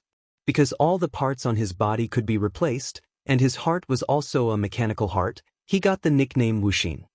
Li Xian. But how do you know so much? Zhang Zipei. His wife told me. Li Xian. Brother Zipei, don't tell me. Zhang Zipei. Let bygones be bygones. This old man hasn't been Sea King for many years. Li Xian. Chapter 1640. The name, Wuxin, was also a well-known figure in ancient times. He was a well-known mechanic and had the nickname of half-divine soldier. In terms of popularity, he was not weaker than Zhang Ziden's reputation. If Wuxin had not been locked up by Tao Ancestor Wang, he would have had black technology far beyond modern cultivation civilization in ancient times. However, the timeline had changed after all. In the corpse wrapping painting, the ancient powerhouses who were locked up by Tao Ancestor Wang were now skeletons, and Wuxin's image was actually very obvious, because no one had gears in their bones. After Zhang Ziden was locked up in the corpse wrapping painting, he found that Wuxin's condition was not very good. As far as he was concerned, Wuxin had always been a relatively open and active person, but after being locked up in the painting he seemed to be a little autistic. He did not expect Wuxin's ability to withstand pressure to be so poor, so Zhang Ziden did not care too much at that time. After all, not everyone was as shameless as him. But now, combined with many things in front of him, Zhang Ziden was more and more sure of his guess, that the Wuxin ancestor locked in the corpse wrapping painting was definitely not himself. Because everyone knew that he was a half-divine soldier who was imprisoned in the corpse wrapping painting and turned into a skeleton with all kinds of parts on his body, but unexpectedly, these parts in the corpse wrapping painting became the biggest camouflage. As the saying goes, a leaf can blind the eye. Zhang Ziden did not expect that he would be fooled by Wuxin. This half-divine soldier is interesting. Zhang Ziden snickered. But with Tao Ancestor Wang's strength, even if he was deceived at the beginning, he should be able to see it later. Li Xian was puzzled. Tao Ancestor Wang, this old thief, was angry in a moment. After he calmed down, he would not pursue it. Zhang Ziden said, "Of course, there is another possibility, that is, he left Wuxin outside for another purpose." All this time, Zhang Zizi still held a grudge against Tao Ancestor Wang for sucking all the ancient experts into the corpse wrapping painting without a word. It was reasonable to say that with Tao Ancestor Wang's realm, he wouldn't be so narrow-minded. Moreover, Zhang Zizi felt that the matter with Old God wasn't entirely his fault. He did like other people's wives, but he still respected the other party's wishes. Although he was a playboy, he didn't like to force others to have sex with him. If you can't get it, then use force. From Zhang Zipei's point of view, that was undoubtedly an action that would cause his butt to rot.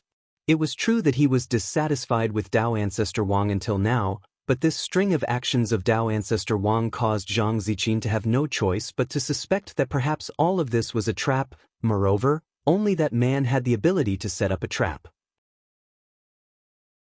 Several minutes later, following the traces of the magic circle, Zhang Ziden and Li Xian approached the location of the North Pole.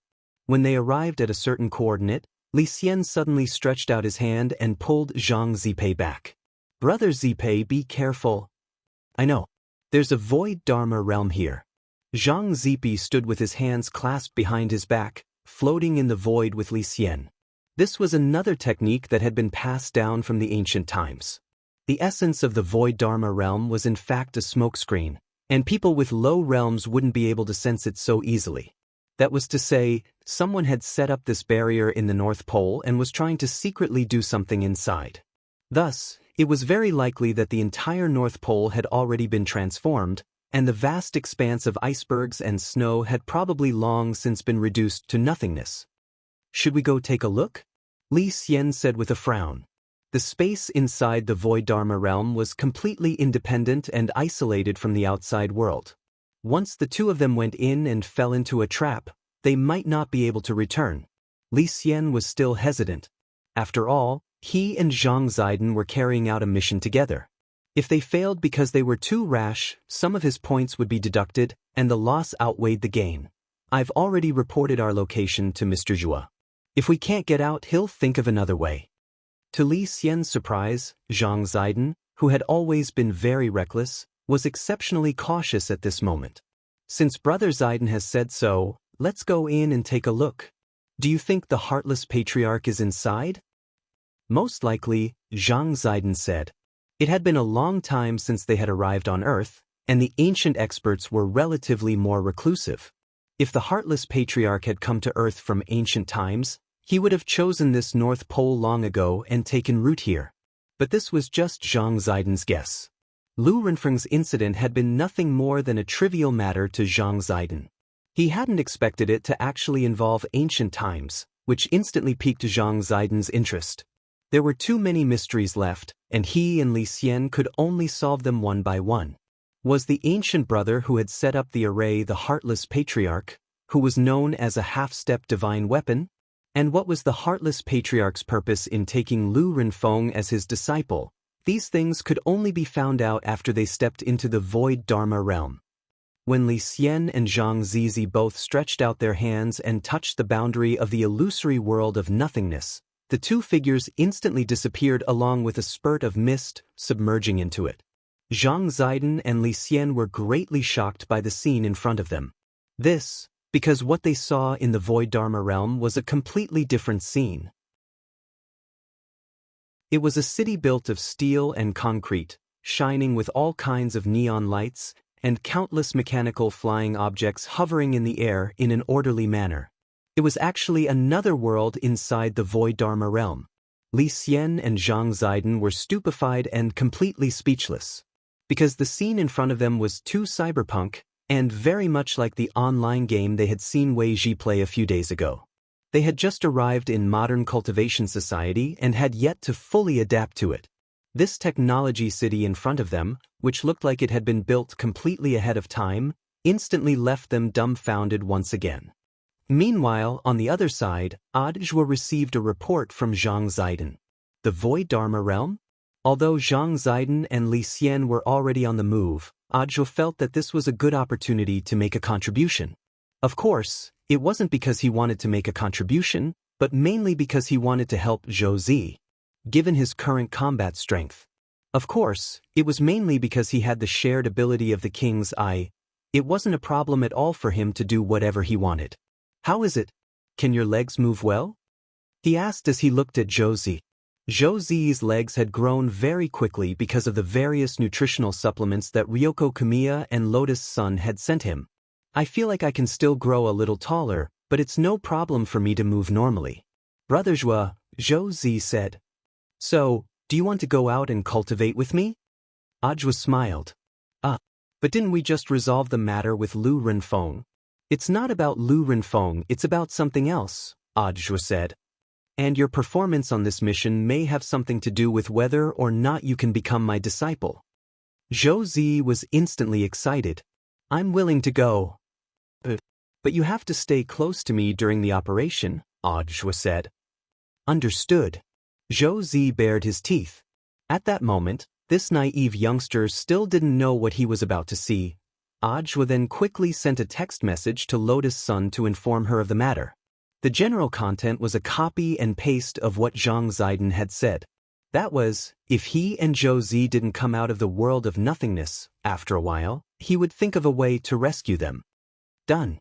After confirming that the message had been delivered, Audiobook breathed a slight sigh of relief.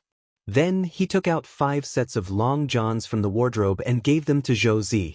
These were all long johns which Wang Ling had personally enchanted. Furthermore, they were the upgraded version 3.0, so there was no need to hide one's head and limbs in the long johns, and they could still protect the whole body. Wang Ling had given Ajua a lot of them before, and today he had taken out all his trump cards. Zhou Zi was alarmed. "Brother Zhua, these are, Ajua, they're for you to save your life. After you put them on, even if we separate, no one can hurt you." Zhou Zi was doubtful. "These are just long johns, will they work?" Ajua laughed. "When have I ever lied to you?" Zhou Zi, "But will we be gone for long? Do we have to bring so many clothes?"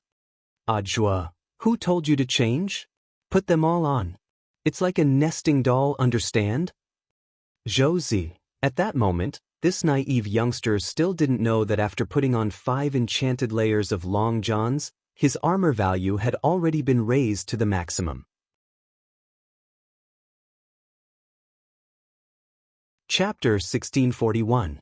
Ajua wasn't stupid, and was well aware of how dangerous this illusion world of nothingness was.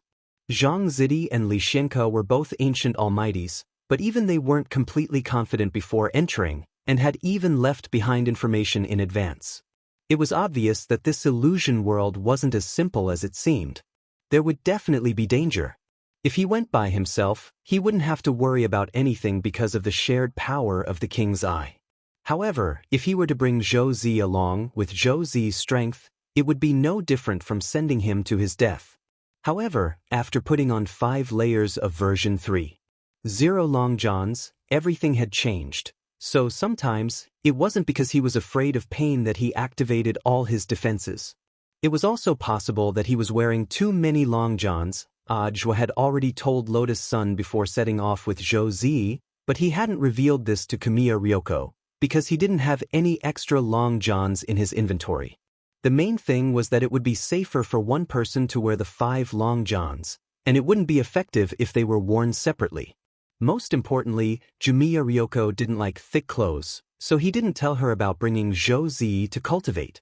She only said that she was going out with Zhou Zi and would be back soon.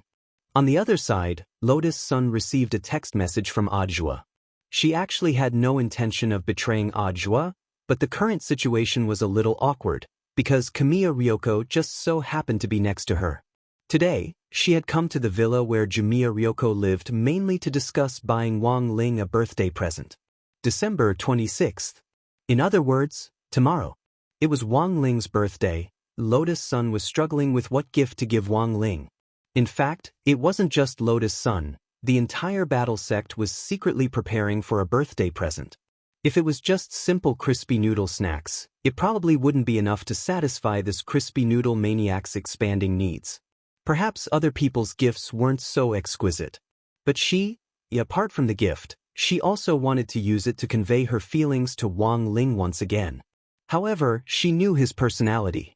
He would definitely not like a gift that was too flashy. So today, not long after Lu Renfeng's matter came to an end, she found Kwamiya Yoshiko to discuss the gift. They hadn't even officially discussed it yet. Just then, Ajua happened to receive a text message. "Him again. Why did he always bring him out? You didn't even bring me along." Ryoko Kwamiya crossed her arms and complained.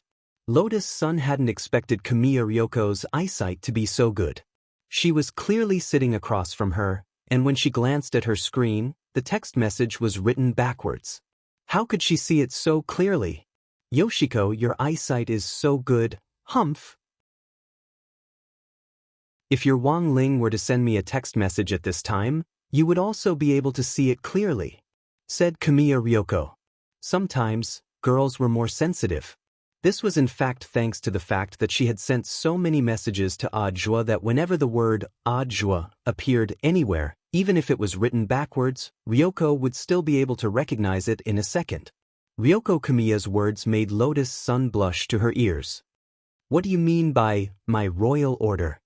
I just realized that you've become bad, Ryoko." "Ryoko Kamiya, is that my royal order?" Lotus Sun, "Absolutely not."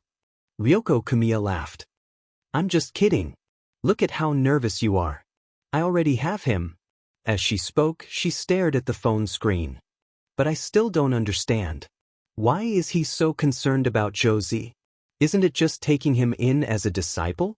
If he wants to take him in, he can." Because Wang Ling was involved, it was actually quite complicated, and it wasn't convenient for Lotus Sun to talk about it for the time being. After all, as far as Ryoko knew, Wang Ling was still Ajua's disciple. But Lotus Sun felt that it wouldn't be too long before Ryoko learned the truth about Wang Ling's true strength. But in the end, Ajua would have to come forward and confess this matter to Ryoko. It actually wasn't appropriate for her to come forward herself. At that moment, Lotus Sun sighed silently in her heart. She had asked Ryoko Kamiya out just to discuss the birthday present, but in the end, something else had come up, and now it looked like it would be very troublesome. She could only comfort her. After all, you're going out to cultivate together, and that place might be more dangerous. That's why he didn't bring you along. The more Ryoko thought about it, the more she felt that something was wrong. But the problem is that this Zhou Zi's realm is about the same as mine. Why can he go? Tumen, do you think it's possible that they went to some indecent place? No way, Senior Zhua isn't that kind of person, said Lotus Sunday, but I just don't feel at ease. Ryoko had an anxious look on her face as she sighed. You haven't fallen in love yet, so you don't understand. Ajua and I are just at the beginning of our relationship. It's normal to feel this way. After saying this, Ryoko was slow to realize that her words seemed to stab Lotus Sun's heart, and she hurriedly apologized. Sorry Rong, I didn't mean to. It's fine. Lotus Sun smiled awkwardly. She felt her mouth turn sour, as if she had eaten a lemon slice. Everyone was in love, but it seemed like she was the only one who hadn't found a partner yet. Who knew when that log of wood in the Wang family would blossom? Rong. While Lotus Sun's imagination was running wild, Ryoko suddenly called out to her. Lotus Sun, Ryoko, let's go together. Lotus Sun, but we'll be in danger. Actually, Lotus Sun wasn't that afraid. She was mainly worried about Ryoko. And if they went together, she was afraid that her current strength would be exposed to Ryoko. Ryoko smiled. It's fine, I have Ghost Talisman. I have 100,000 ghost soldiers at my disposal. Of course, just the two of us won't be enough. So we have to get help. Looking for help? Lotus Sun had a bad feeling about this. Then she saw Ryoko quickly compose a text message on her cell phone. Lotus Sun, who are you sending it to? Ryoko, Senior Golden Lamp, of course. Lotus Sun, after a few seconds, Kamiya Ryoko suddenly smiled and said, yes. Done. Lotus Sun was shocked. Senior Golden Lamp, agreed? Ryoko, of course, because I was talking to him about getting rid of demons. I didn't mention anything about the illusory realm of nothingness. Lotus Sun, Ryoko, but Senior Golden Lamp also said that he needed to report this matter to be on the safe side. Then he went to grenade-throwing Senior Immortal. She didn't know why. After hearing Ryoko say this, Lotus Sun suddenly had an ominous premonition. She felt that the illusory realm of nothingness, it seemed very lively. Chapter 1642. When he received Jumiya Ryoko's text message, Jin Deng only needed to pinch his fingers to figure out what on earth had happened. If it had been before, he would definitely have declined if Jumiya Ryoko had come looking for him. But the situation was different now. The monk admired Wang Ling very much, and had become the vice headmaster of No. 60 High School in order to be closer to him. In order to better understand Wang Ling, he had a very good relationship with Ajua, and now that Jumiya Ryoko was Ajua's person, he naturally had to agree to this request. In fact, Jin Deng had already noticed the illusory world a long time ago. He could more or less guess who the owner of the illusory world was. So far, the illusory world had been relatively peaceful, and nothing major had happened, so the monk naturally couldn't be bothered to pay attention to it. He had lived in seclusion on Earth for a long time. If it wasn't for his friendship with Wang Ling and the fact that he knew he still had a long way to go to cultivate, he would probably still be in seclusion and living a quiet life as a Zen cultivator. Long periods of immersive seclusion naturally brought with it boundless loneliness. Not everyone could be like the monk, who could repeatedly knock on the wooden fish in one place for thousands of years. For example, in this illusory world, old guy, you finally can't take it anymore. Jean Deng's face was dark and unruffled. It had already been hundreds of years since he had last quietly entered the illusory world. Now, the technology city built from gear, lights, and advanced cosmic alloy had probably already reached a certain scale. It was just that he didn't know how long the city in the illusory world could last after they all went inside. Elsewhere, when grenade-throwing Senior Immortal received the monk's message, he and Loopy Toad were inspecting Shou Chang's destroyed private laboratory. They had obtained information from Lu Renfeng's laboratory. They had received news that Shou Chang was junior brother Lu Renfeng, so they had rushed here without stopping. In the end, they hadn't expected this online celebrity scientist to have already run away. The entire underground laboratory had been cleaned out. He hadn't taken any of the mechanical equipment with him, but had directly blown them up into flying ash. When the battle sect disciples responsible for the arrest arrived, the scene was already a mess. Everyone do your best to search. Don't miss a single corner. Carefully sift through the ashes left in every place, said an outer sect disciple of battle sect wearing a white Taoist robe and carrying a large sword on his back. The rest of the people replied. The emotions of this group of war sect disciples were abnormally high, although they were still outer sect disciples of the war sect. However, there was also a monthly assessment for the outer sect disciples, which was also divided into grades.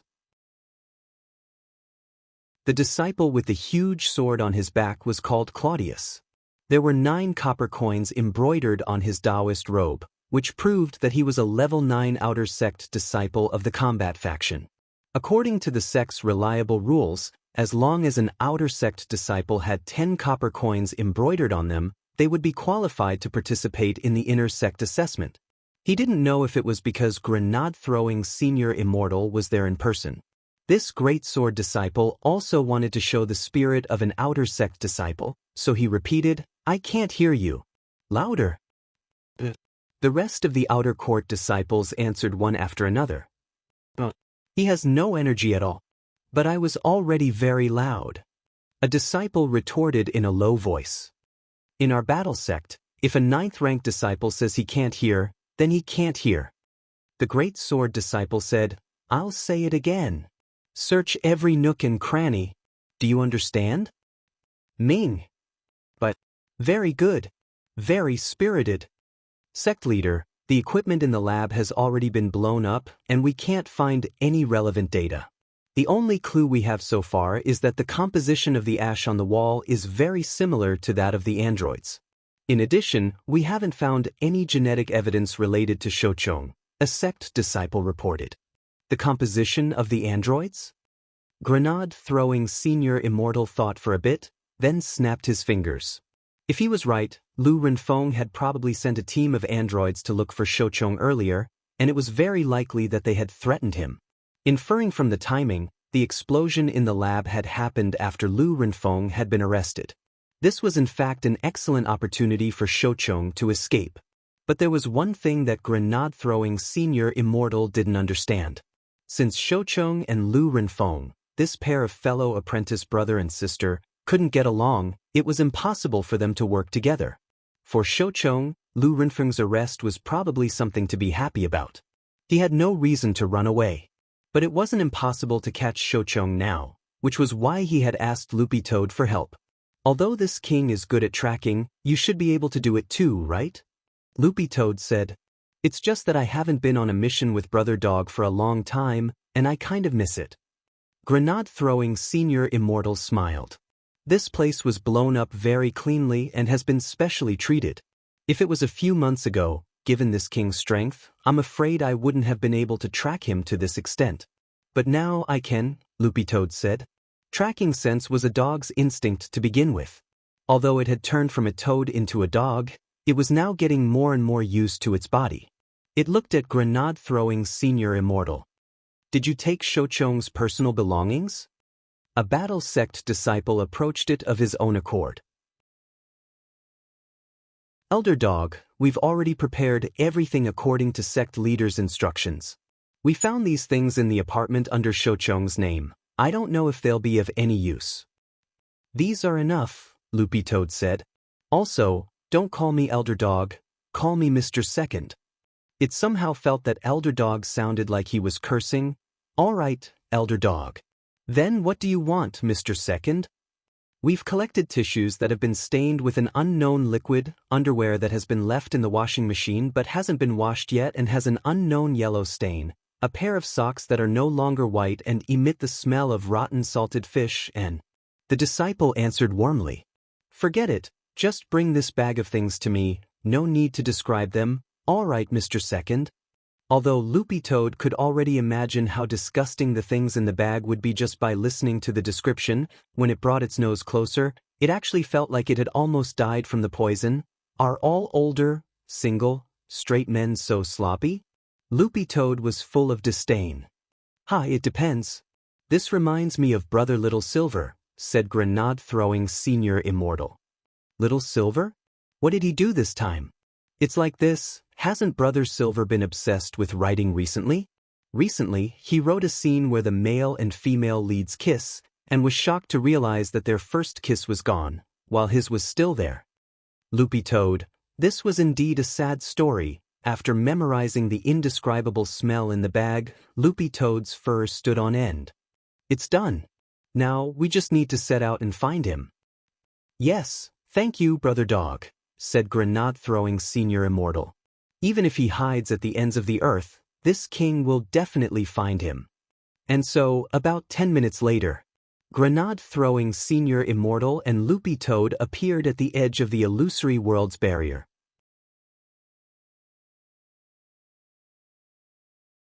Chapter 1643. In the illusory world of nothingness, the huge technology city was clearly divided into two major areas. The core area of the city was the most splendid and brilliant place. Just by looking at the shining golden lights there, one could tell that it was the gathering place of the rich gentry.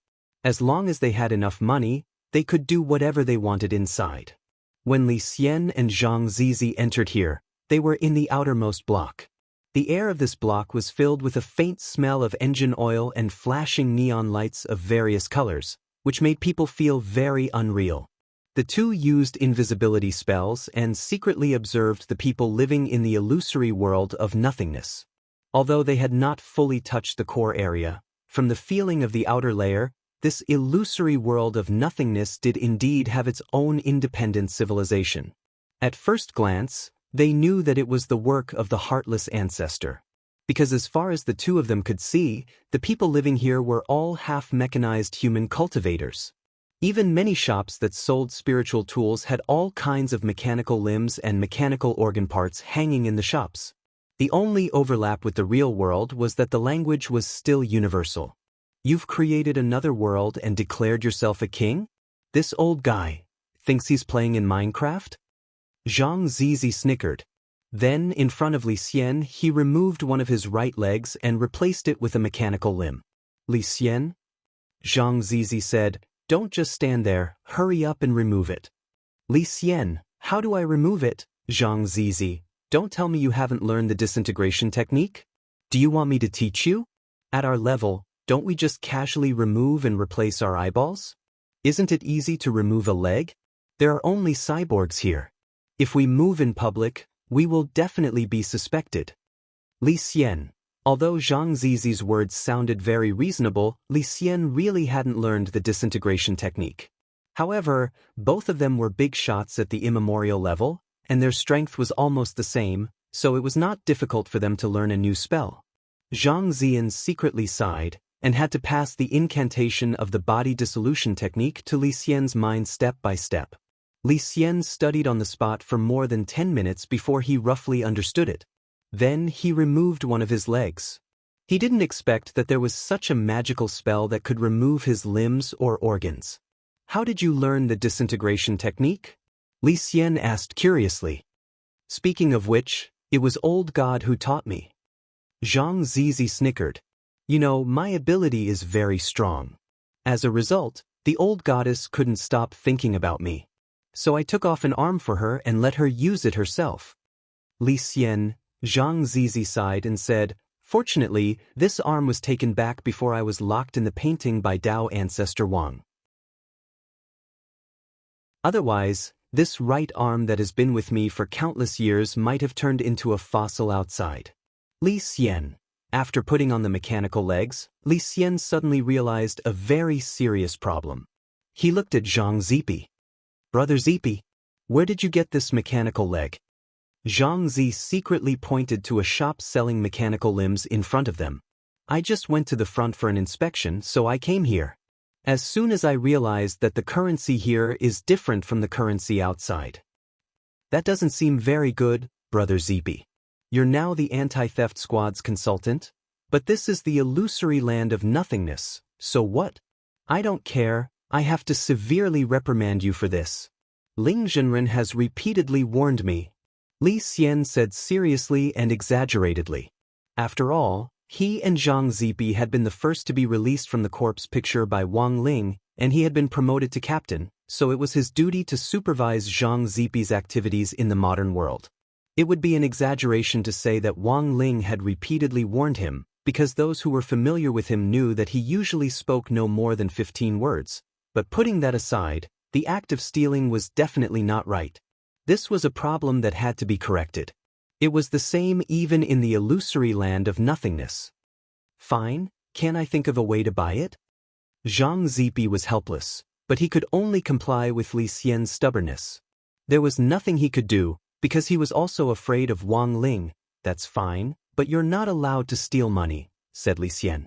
Then, at the speed of lightning, Zhang Zipi returned the mechanical legs that had been thrown over to the shop owner.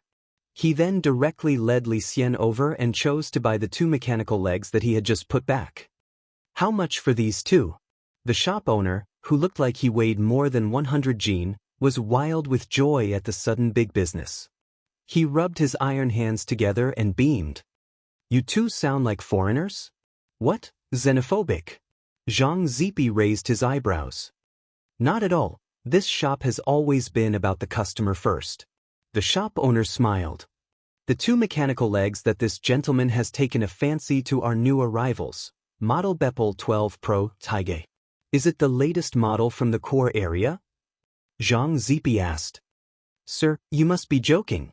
You know, the 10 floors outside the core area are all outer rings, and are actually where the poor live. There's no essential difference. The shop owner said, to tell you the truth, these 2 mechanical legs are indeed obsolete products in the core area for the rich. But here in our outer ring, they're new. So the price? I know. Just name your price. Zhang Zipi glanced at the shop owner and said, these are the last 2 mechanical legs of this model in our shop. The current original market price is 1,098 yuan. For both legs, sir, you only need to pay me 2,000 silver cogs. I'll give you a discount. The shop owner grinned. You can use electronic transactions or gear coins. After the shop owner finished speaking, Li Xian stared at Zhang Zipi's movements. He saw Zhang Zipi touch his left pocket, then the other pockets, and finally, he took out a stack of money that he had never seen before. The shop owner was overjoyed. When he saw Zhang Zipi take out the money without bargaining, he felt like he had killed a big fat sheep today. Thank you for your patronage. Thank you for your patronage. I look forward to your next visit. Then the 2 left the shop.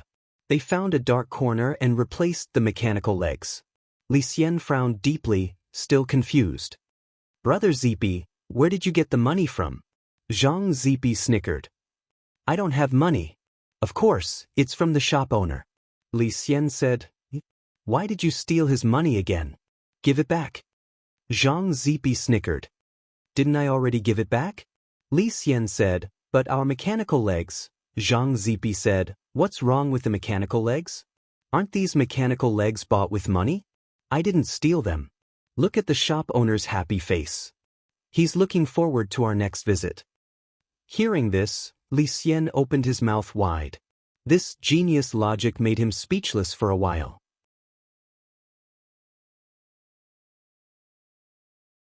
Chapter 1644. In the illusory void, outside the technology city's core area of the 10th ring, mechanical parts were piled up like a mountain. Since they entered the illusory void through different coordinates, the illusory void did not have the same effect.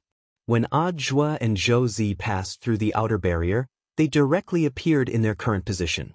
There were all kinds of mechanical parts piled up here, and the air was filled with the unpleasant smell of gasoline from broken limbs. As soon as they entered, Audiobook immediately sealed his and Zhouzi's nose orifices and used the turtle breathing spell to breathe. Zhouzi was stunned by the scene in front of him. This kind of apocalyptic sci-fi scene would only appear in a sci-fi blockbuster, giving people a surreal feeling. He followed Audiobook past several mechanical hills.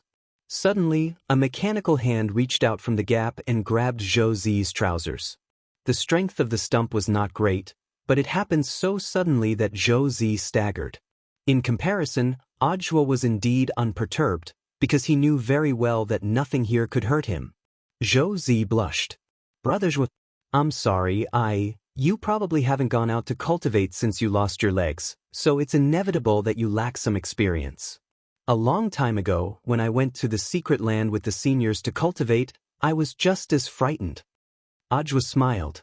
These words were his encouragement to Zhouzi. At the same time, it also made him feel like a master for the first time. He had taken a fancy to Zhouzi and decided to take him in not only because of Zhouzi's character, but also because he wanted to find a strong successor for himself. On the other hand, he also wanted to properly experience what it was like to be a Shifu. If he could figure it out, he might be able to understand Wang Ling better. Using the power of the king's eye, Audiobook conducted a carpet search from a god's perspective, and a hologram of the entire illusory world appeared in his mind. It turned out that this was a technological city, a cultivation city built on a mechanized foundation. "Brother Zhua? What do we do next?" Zhouzi asked. Before coming to the secret realm, he was full of confidence. However, when he really came to a strange new environment, the fear and mystery that stemmed from the unknown made Zhouzi's mind go blank. He had no idea what he should do. In fact, this problem wasn't limited to Zhouzi. Most of the newbies in the cultivation world were like this. Under the current systematic model of compulsory cultivation education, unless there was a very special opportunity, no one would be able to attend college. Otherwise, under normal circumstances, the cultivators who had graduated from university would almost never have the experience of exploring a pocket dimension on their own. Most of them would follow the main group and move together under the protection and organization of the instructors of the university. With the advantage in numbers, they naturally wouldn't feel afraid in a different place. Audiobook had always thought that, strictly speaking, it wasn't called exploring a secret land. Instead, it was called a spring outing or an autumn outing. On the contrary, the fewer people there were, the more uneasy they would feel. You don't have to be afraid. What you're wearing right now is a very strong defensive equipment." "What? You still don't believe me?" Audiobook laughed. "I believe you, as if. How could they be so strong?" Zhouzi scratched his head. Although Audiobook had already told him before coming here about the power of long johns, Audiobook didn't know what to make of them. However, he did not completely believe it, because it was just too ridiculous. Although he was now wearing 5 layers of long johns and looked fatter, Zhouzi found it miraculous that he didn't feel uncomfortable at all. These long johns seemed to be able to fit the human body, and also had a temperature control system that could adjust the human body's temperature to the most appropriate state. Such comfortable long johns were soft and intimate, and didn't look hard at all. How could they withstand a fierce attack? This didn't make any sense at all. When it comes in handy later, you'll know how strong these things are," Audiobook said. After all, this enchanted Long John's version 3.0 was Wang Ling's handiwork. Who would have thought that enchanted Long Johns would be more than 10 times more powerful than the chaos armor worn by Dao ancestor Wang's Dharma characteristic creature, Du? But now, these 5 Long Johns were stacked together like a doll. Although they made Zhouzi look like a slightly bloated Michelin tire, Zhouzi's armor was now fully stacked. No one could hurt him. He wasn't in a hurry. In fact, he had brought Zhouzi here this time to find an opportunity to help him soar. It was true that this heartless patriarch was an ancient expert. But if Zhouzi could get rid of this 10,000 ancient rank powerhouse, he felt that he was more than qualified to join his sect. He had won without doing anything for so long, and was well versed in the art of winning without doing anything.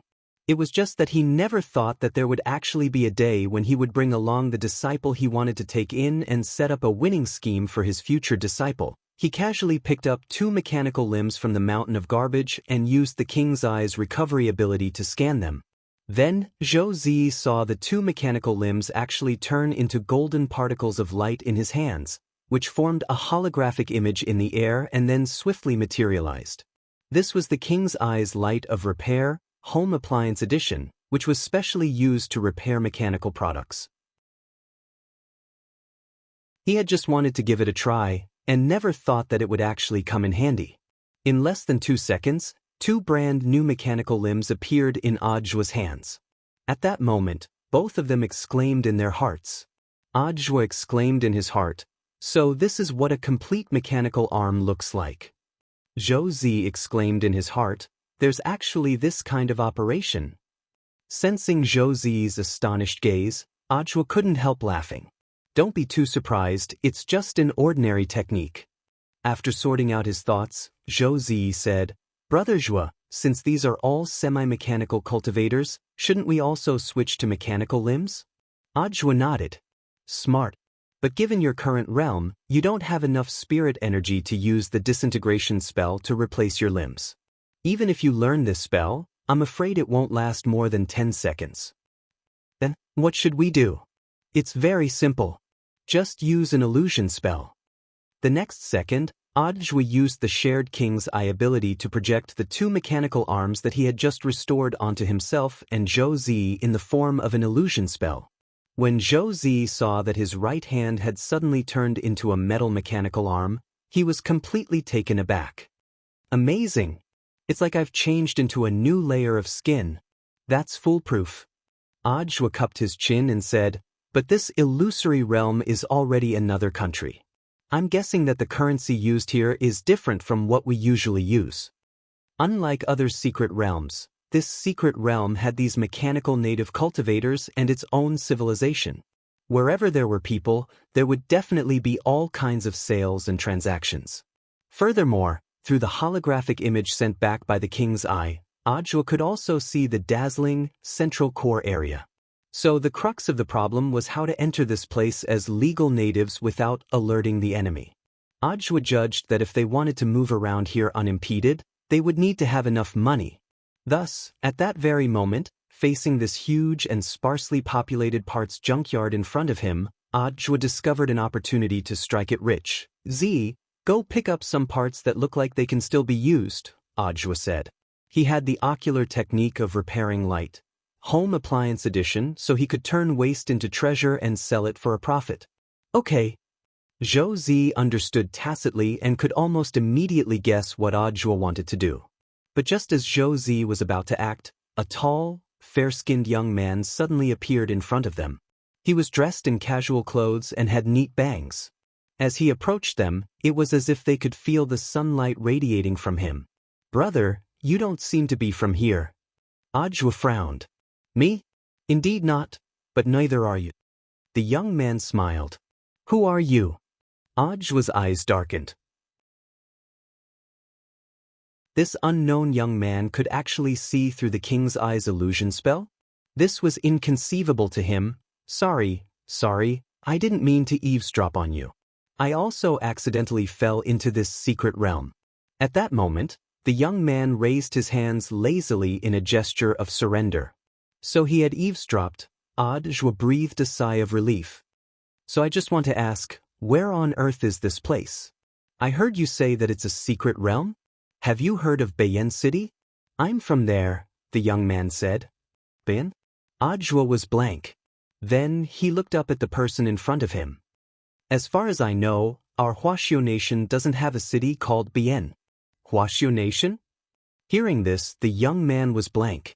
He rubbed his chin with a thoughtful expression and couldn't help muttering, "Oh no, did I fall into another space?" "Brother, aren't you going to tell me who you are?" "It feels very rude," Audio said warily. He felt that there was something indescribably strange about the young man in front of him. And most importantly, the other party's battle strength wasn't ordinary. The young man hadn't deliberately released his spirit power. But through the King's Eye, Ajwa could clearly see that the spirit power in this young man's body was as boundless as the sea. It was almost on par with a Tao god. Then in exchange, after I'm done, I hope you can tell me who you are. The young man smiled warmly and then held out his hand to Ajwa. Hearing Zhou Zi call Ajwa Brother Zhua earlier, he also said, "Hello, Brother Zhua, my name is Qin Zong. Qin as in Chu Tian, Zong as in vertical and horizontal." Zong? Ajwa was stunned by the name. Somehow, he felt that he had heard it somewhere before. At that moment, Ajwa still hadn't realized it. This handshake was a historic meeting.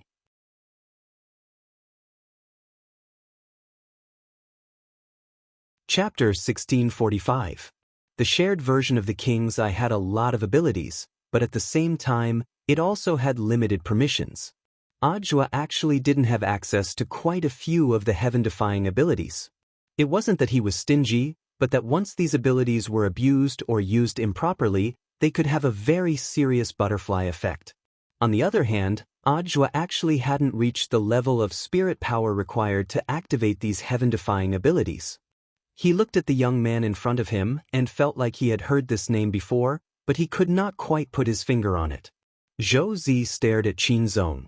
Although he felt that Qin Zong's sudden appearance was suspicious, he didn't know why he felt that Qin Zong looked especially familiar. "What do you think?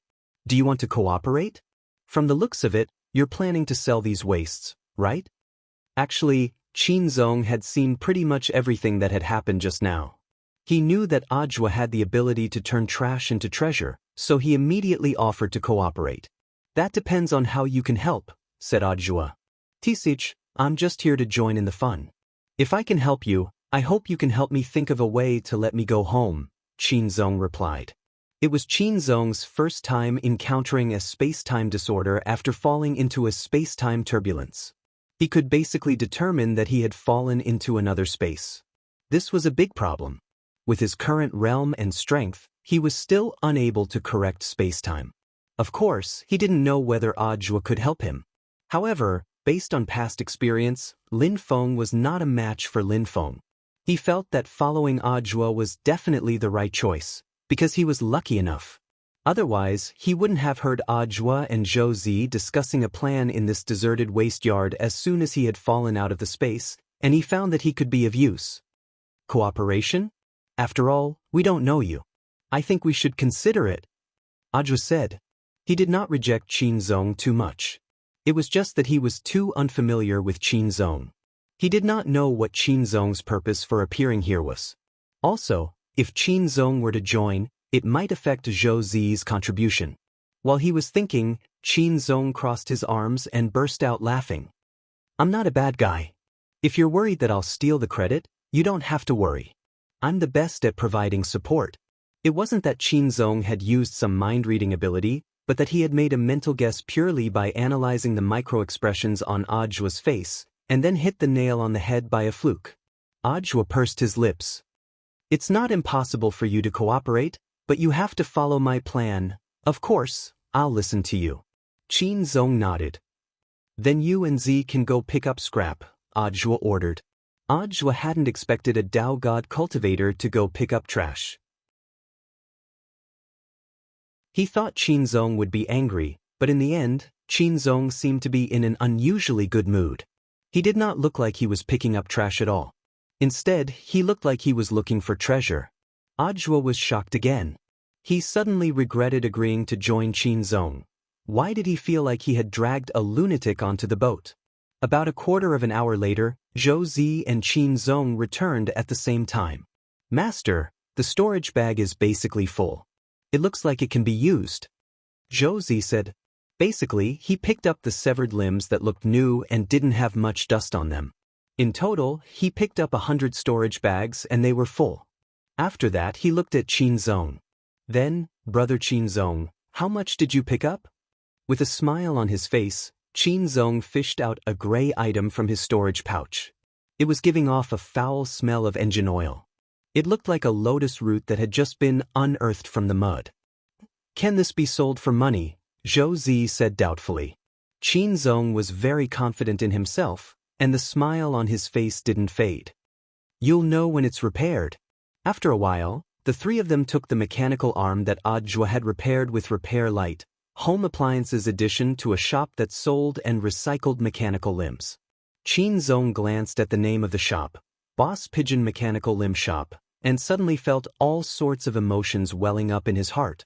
As soon as they entered the shop, the chubby shop owner was counting the money in the cabinets and seemed to be muttering something incessantly. He stared at the account book, puzzled no matter how hard he thought about it, and looked distressed. I clearly sold 2,000 yuan worth of goods just now. Why hasn't the cash in this cabinet changed? Did I not learn functions well enough? My maths teacher is clearly still in good health. Boss, do you want to recycle the mechanical arms? Audiobook asked at that moment.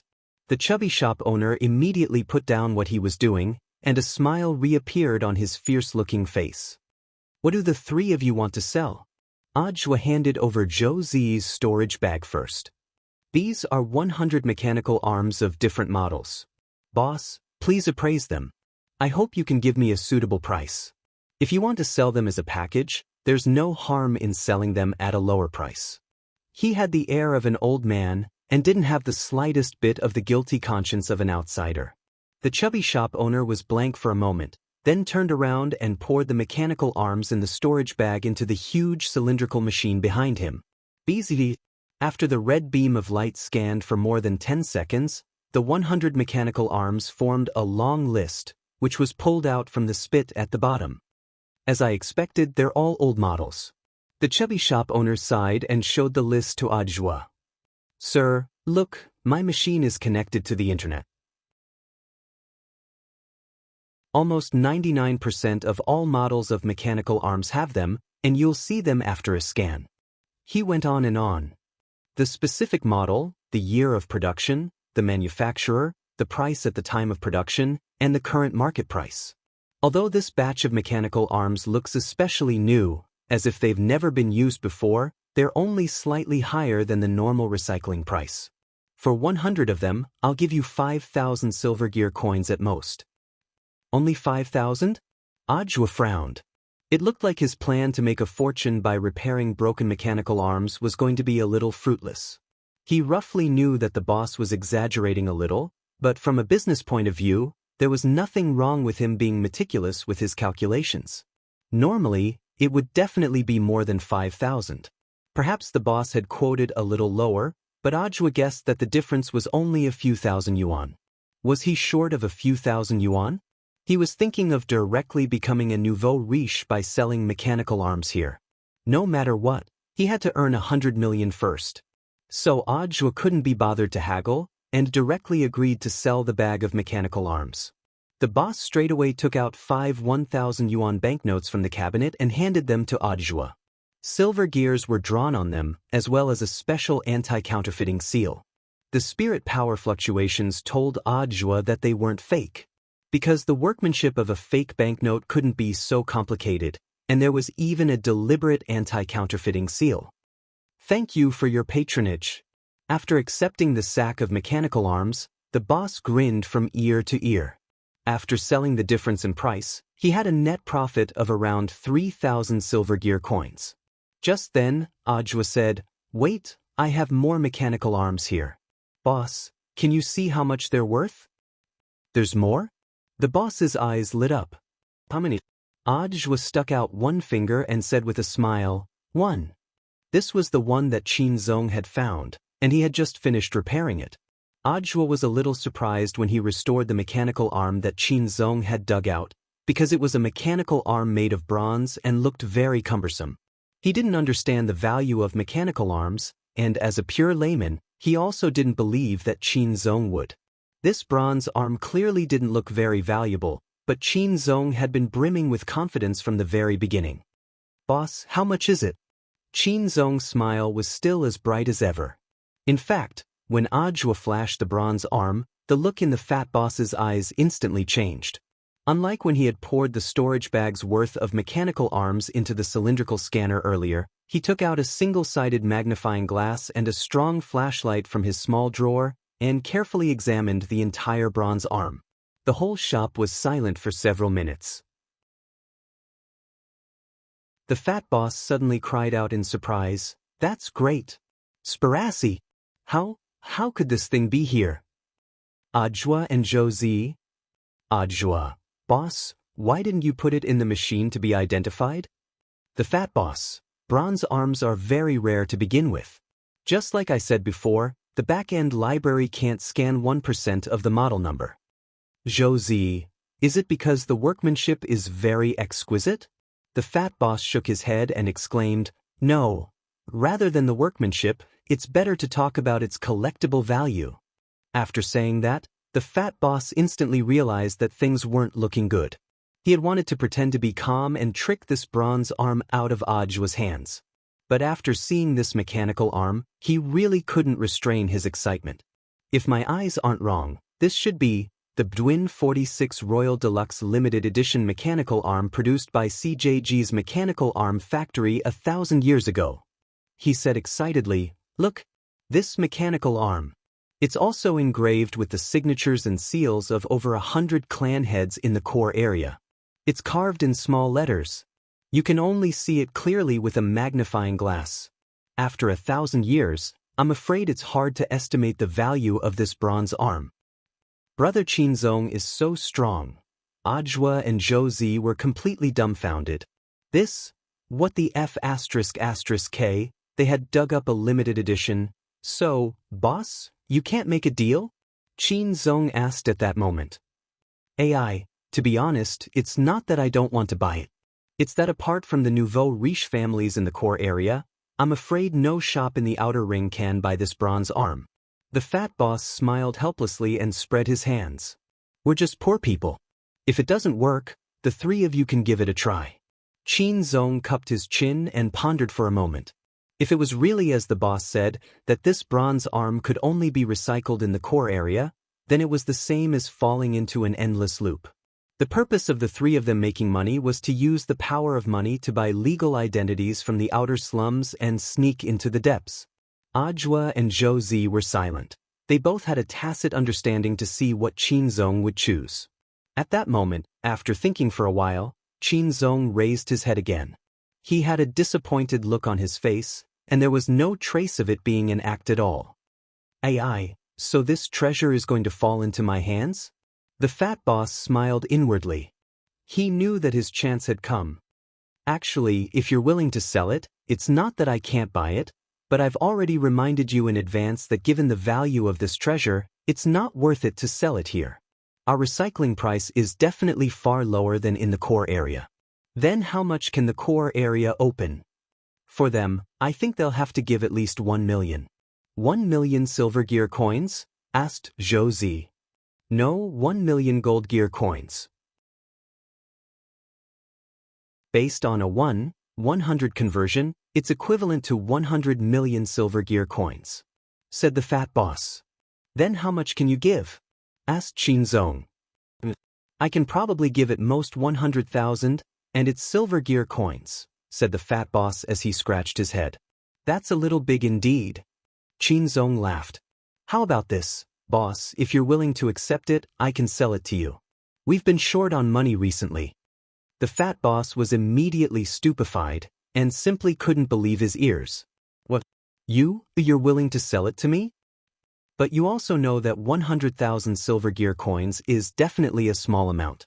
Apart from money, I think you should also give us some subsidies. What do you say? Qinzong narrowed his eyes and smiled. This? The fat boss thought for a bit, then said, how about this? If you're willing to sell it to me, I'll give you the tickets to tonight's underground boxing competition. I've received reliable information tonight that the favorite to win the championship, Jian Shaochang, is up against that Master Niu Baogua. Tonight, I've received reliable news that one of the favorites for the championship, Jian Shaochang, is going up against Master Niu Baogua. Grandmaster Niu Baogua will win. If you win, according to the odds, you can get 1 million silver gear coins in one go. Absolute victory? Qinzong smiled. The match hasn't started yet. I don't believe in rumors.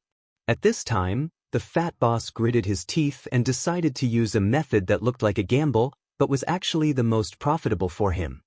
How about this? I'll give you 50 lottery chances for free. As you can see, Although my shop isn't big, I do have top-notch goods. Whether or not you can get it depends on your luck. As he spoke, he pressed the button on the counter and sealed the door of the shop on the spot. Accompanied by the sound of gears turning, the hidden mechanism display cabinet inside the shop was revealed in front of everyone. This was his collection of mechanical arms, and there were more than 100 of them. These are my trump cards. I don't usually show them to the public. He pointed at his hidden display case and said, "The second to last floor above us is Section S. Most of them were just recently eliminated from the core zone, but they sell for an average of 100,000 silver gear coins here. The next box is Section S, which sells for an average of 50,000 silver gear coins. Section S sells for an average of 10,000 silver gear coins. The rest are B goods worth a few thousand silver coins and C goods worth only a few hundred silver coins." After saying that, the fat boss turned around and carefully picked up the bronze arm from the cabinet and put it on top of the display cabinet. "All these years, I've always wondered if there were any SSR grade goods, Josie and Josie. So, boss, what do you mean? A lottery? As long as you're willing to sell me this bronze arm, I'll let you draw all the mechanical arms in my shop, including the one you sold me," the fat boss said excitedly. "There are a lot of small iron balls in that cradle over there. Black is C, gray is B, silver is A, gold is S, purple and gold is SS, and the ones that represent SSR are jade balls." "I see." Qin Zong nodded thoughtfully. "How about it? Do you dare make a bet with me? If you're fated with this bronze arm, you might be able to draw it back." The fat boss continued to tease Qin Zong into participating in this bet. He looked full of confidence, almost certain that Qin Zong wouldn't be able to draw it if he got carried away. The shop's lottery routine had always been the same. The prizes were very tempting, but the chances were minuscule. There were 100,000 small balls in his cradle. According to the ratio, most of the balls were gray and black, while there were only 100 silver balls representing A and gold balls representing S, and 10 purple and gold balls representing SS. Of course, the most outrageous was the SSR jade ball that the boss had just decided on a whim. There was only one in 100,000 balls. As he spoke, he deliberately opened the cradle and showed the key jade ball to Qin Zong, Zhou Zi and Qin Zong, then added 2 more into the cradle. "I'll add 2 more for you. Good enough, right?" "Excuse me, boss. Is there no other alternative?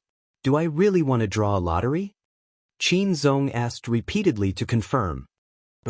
"I'm poor, so I can only bet on luck." The fat boss laughed. "If you don't sell it, I'll go to another shop and they'll probably let you draw a lottery." "Okay, I'll draw." Qin Zong laughed.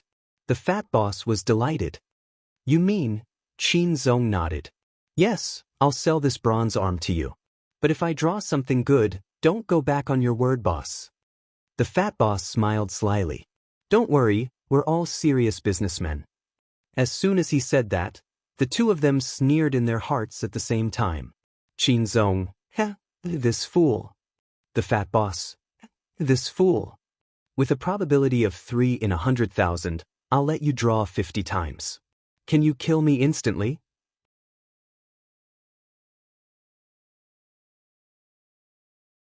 Chapter 1646.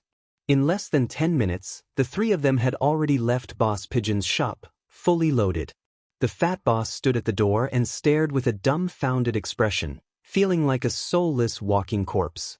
His shop was completely empty. Qin Zong had taken away everything of value, including the bronze arm which Qin Zong had just sold to Boss Pigeon. The estimated value of this loss had already exceeded 1,000,000 silver gear coins. He had lost so much that he had to go back to his grandmother's house. "Zhou Zi, brother Qin Zong, you're amazing. You're actually the first to get a jade ball. Aren't you a little too lucky?" "Maybe it's not that I'm lucky, but maybe you're the luckier one, Zi. I picked up the bronze arm with you just now after picking up the trash," Qin Zong said very modestly. Actually, he didn't want to go overboard. But who told this boss to compete in the lottery with him in order to scam him out of the bronze arm? When he had drawn the lottery, he had watched the boss's face turn livid little by little. Out of concern for the boss's health, He had straightaway let go and let Zhou Zi and Audiobook help him draw a few more rounds. But unfortunately his Providence radiation was too strong, and it directly caused Zhou Zi and Audiobook's luck to be extremely good. The three of them took turns and won one item after another. Nearly 99% of the gray and black balls were drawn, but they didn't win a single one out of 50 times. The mechanism of Providence radiation had started a long time ago. As the one and only koi in the cultivation world, Qin Zong's passive ability had already reached the level of precise radiation after constant cultivation. That was to say, as long as Qin Zong subconsciously listed someone as an enemy, even if he was present, the Providence radiation wouldn't reach that person. Hence, Boss Pigeon was out of luck.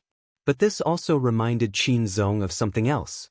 That was, he now indeed regarded Audiobook and Zhou Zi as his teammates. Strange, it's clearly the first time we've met, but why does it feel so familiar? Qin Zong murmured in his heart. He had also noticed this problem. He felt that there seemed to be some kind of hidden tacit understanding between him, Audiobook and Zhou Zi. This sort of tacit understanding was very wonderful, especially between him and Audiobook. Both of them had this feeling, but they couldn't quite put their finger on it. It was clearly his first time meeting Qin Zong, but he had directly agreed to work with this stranger. This was definitely not his style. Given Audiobook's usual strict attitude, it wasn't his style at all. Unfortunately, this time, it was a special case. Because he felt that Qin Zong was inexplicably familiar, and there was an indescribable sense of intimacy. However, he didn't show it. He still had a cautious look on his face, but he had already let down his guard a little. Let me do some calculations. If we can win tonight's underground fight, we'll have at least 3 million silver gear coins as our starting capital. If we can enter the core area and sell this bronze arm, we can directly become the landlord, Qin Zong said with a smile. Audiobook nodded indifferently. In fact, he was lucky enough to discover this problem as well. Despite Qin Zong's excuse that it was Zhou Zi's good luck, the change in his luck was obvious. Audiobook knew that he had never been a king of luck. Although his current career path wasn't bad, he couldn't be called a true king of luck if he was lucky once in a while. A true king of luck was the kind of person who had especially good luck no matter what they did. Last night, he had spent 648 on 3 orders, but in the end, he had only gotten 3 guarantees. How could he be called a king of luck? As for Zhou Zi, there was no need to even mention him. It was obvious that he hadn't been born with extremely good luck, otherwise his leg wouldn't have been so tragically amputated when he was young. So based on Audiobook's judgment, the real problem probably lay with Qin Zong. This person? His luck is really a little strangely good. Audiobook sighed sadly in his heart, but he didn't show it, and decided to keep observing him. Brother Zhua, I thought we were already in the same boat after what happened just now. But why are you so hostile towards me? Is it because I didn't do well? Qin Zong folded his arms and looked at Audiobook with a gentle smile. The average girl wouldn't be able to withstand this star face, which looked like a protagonist's smile.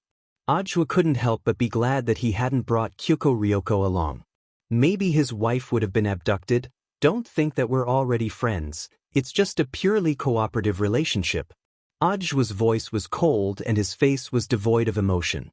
He looked angry, but in fact he wasn't, and his heart was even a little calm. In the end, as soon as he showed this attitude, Qin Zong suddenly laughed.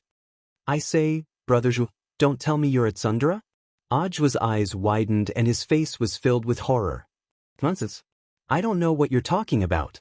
Hearing this, Zhou Zi couldn't help laughing. In fact, he also felt that it was a little.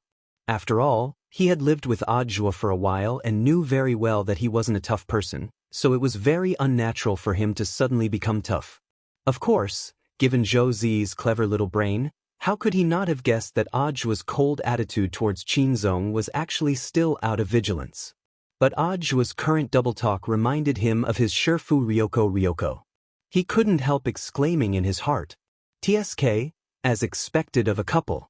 After living together for a period of time, even their personalities had become the same. On the side, Audiobook saw Zhou Zi snickering. Qin Zong knew that he had probably guessed right again with his nonsense.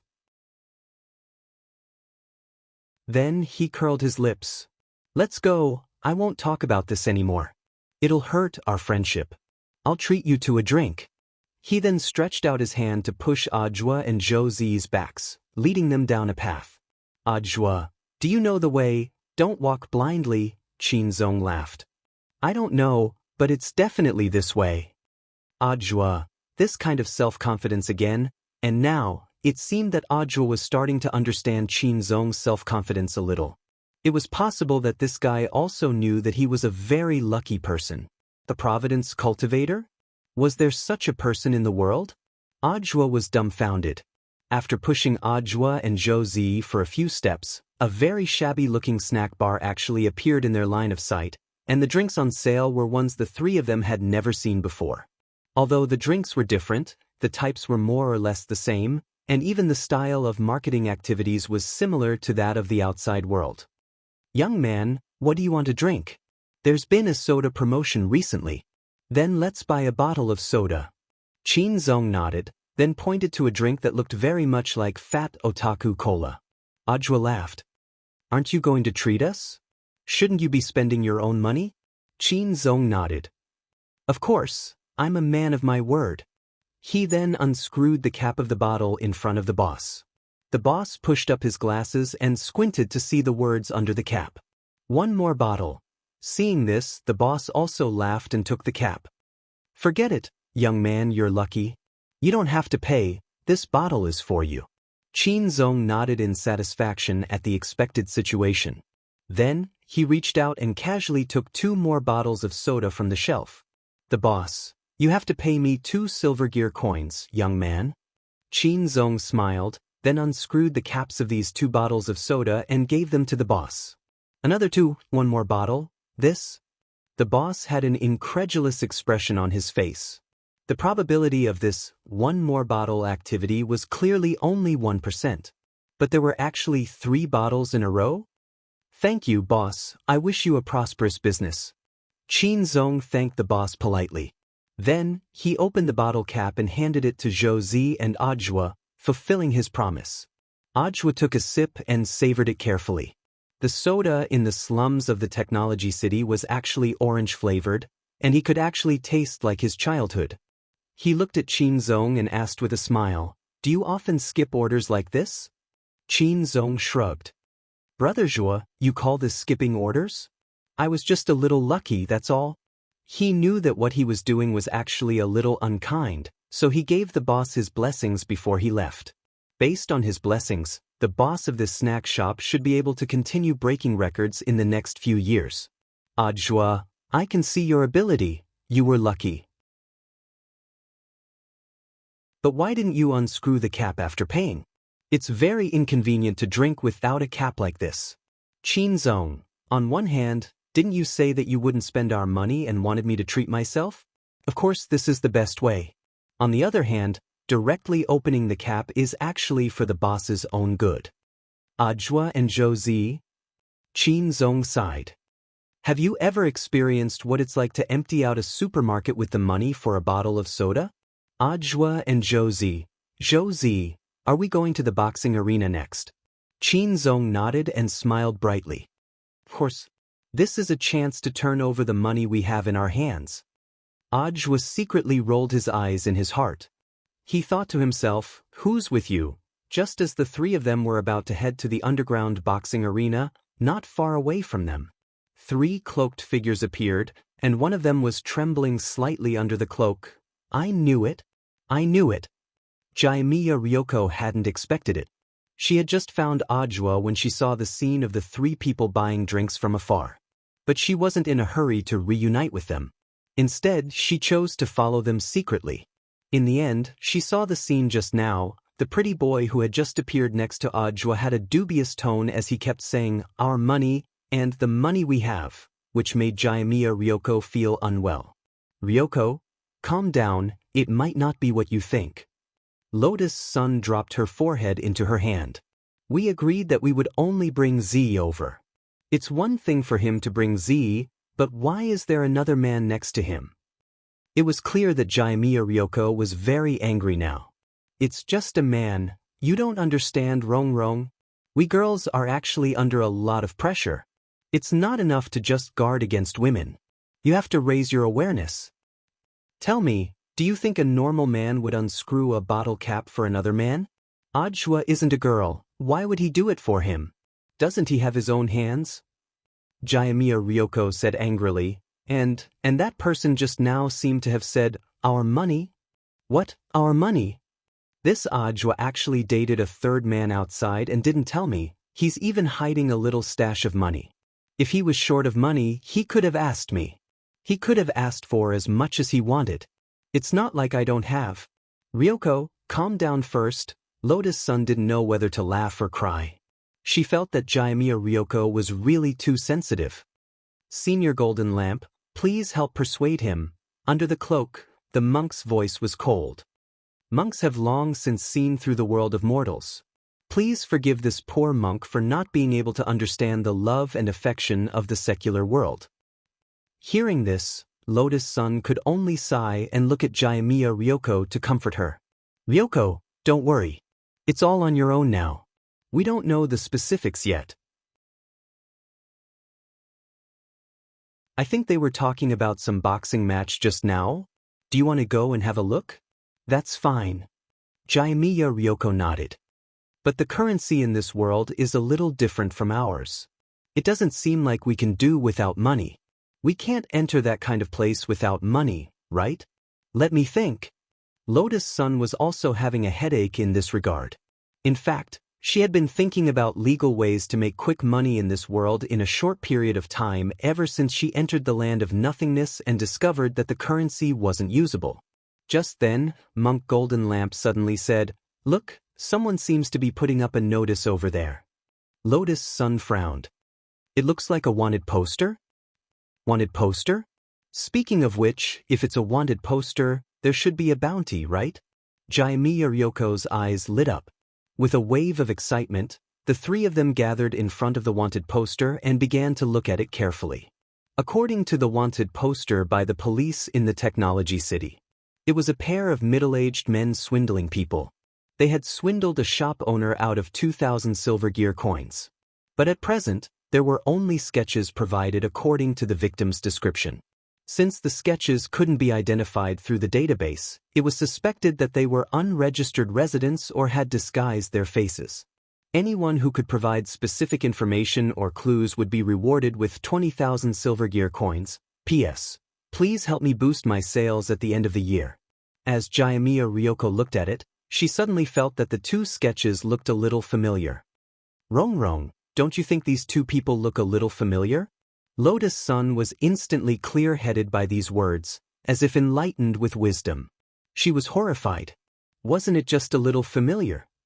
This was Li Xian and Zhang Ziki stealing.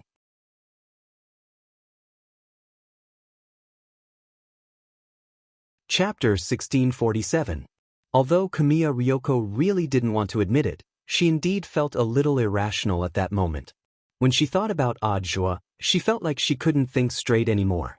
When they arrived at the nearest police station, the three of them stopped in front of it. By establishing a group chat window, Lotus-san and Kamiya Ryoko realized the telepathic communication between the two girls, ensuring that unrelated people wouldn't hear them. Lotus-san, Yoshiko, do you really want to go in and report Senior Li Xian and Senior Zhang Zibi? Ryoko sighed. Actually don't want to, especially Senior Li Xian, who is the benefactor of our Ryoko family. However, these are extraordinary times. But have you ever thought about it? Even if we sell out the two seniors, we'll still have to pay the price. With just a few tens of thousands of yuan, I'm afraid the people in this underground boxing arena wouldn't even take a look at it. Under her cloak, Lotus-san had a helpless expression on her face. Although she didn't understand the rules of the underground boxing arena, however, based on her basic understanding of the circle of the rich and powerful, such a place was opened underground because it could not be brought to the public, and the entry requirements were also very harsh. Otherwise, if he was especially rich, he might be able to make an exception. Just like that, the scene fell into silence again. About a few minutes later, outside the police station, there were two AI service robot police officers carrying a man covered in blood out of an off-road police car on a stretcher. The man's body was covered in blood-stained bandages. His entire right arm had been severed, revealing the wiring inside. It was still emitting a sizzling sound and sparks. Inside the police station, a middle-aged man with a big belly and wearing a coffee-colored windbreaker walked out with a cigar in his mouth.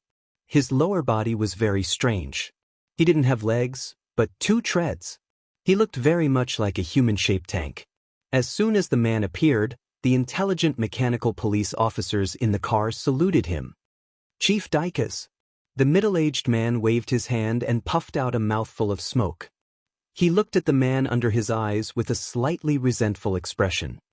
How many rounds did he last? He made it to the 4th round. Unfortunately, he didn't make it, the robot police replied. Their voices had a kind of electronic sound effect. When they spoke, it felt very comical. However, in the face of a reply, their reaction speed was very shocking. It was as if they were real people. What a pity. Just one more round and he would be able to enter. I'm afraid I can't stay in this restaurant anymore. It's boring. Amidst the middle-aged man's sigh, the buzzing sound of the person on the stretcher disappeared just like that. He had completely breathed his last. On the side, Lotus Sun and Kyuya Ryoko felt uncomfortable watching this. Mysterious Sea's healing sword chi was only effective on humans, and there was nothing Lotus Sun could do about a cyborg whose body was half mechanical. Why don't you send him to the clinic first? The doctors at the scene have determined that there is no hope. There is a shortage of spare parts in the clinic. If we can't cure him, it will take up resources. How pitiful! The middle-aged man said, "Forget it, just send him home. Also, you must pay the compensation as stated in the contract." Understood, Director.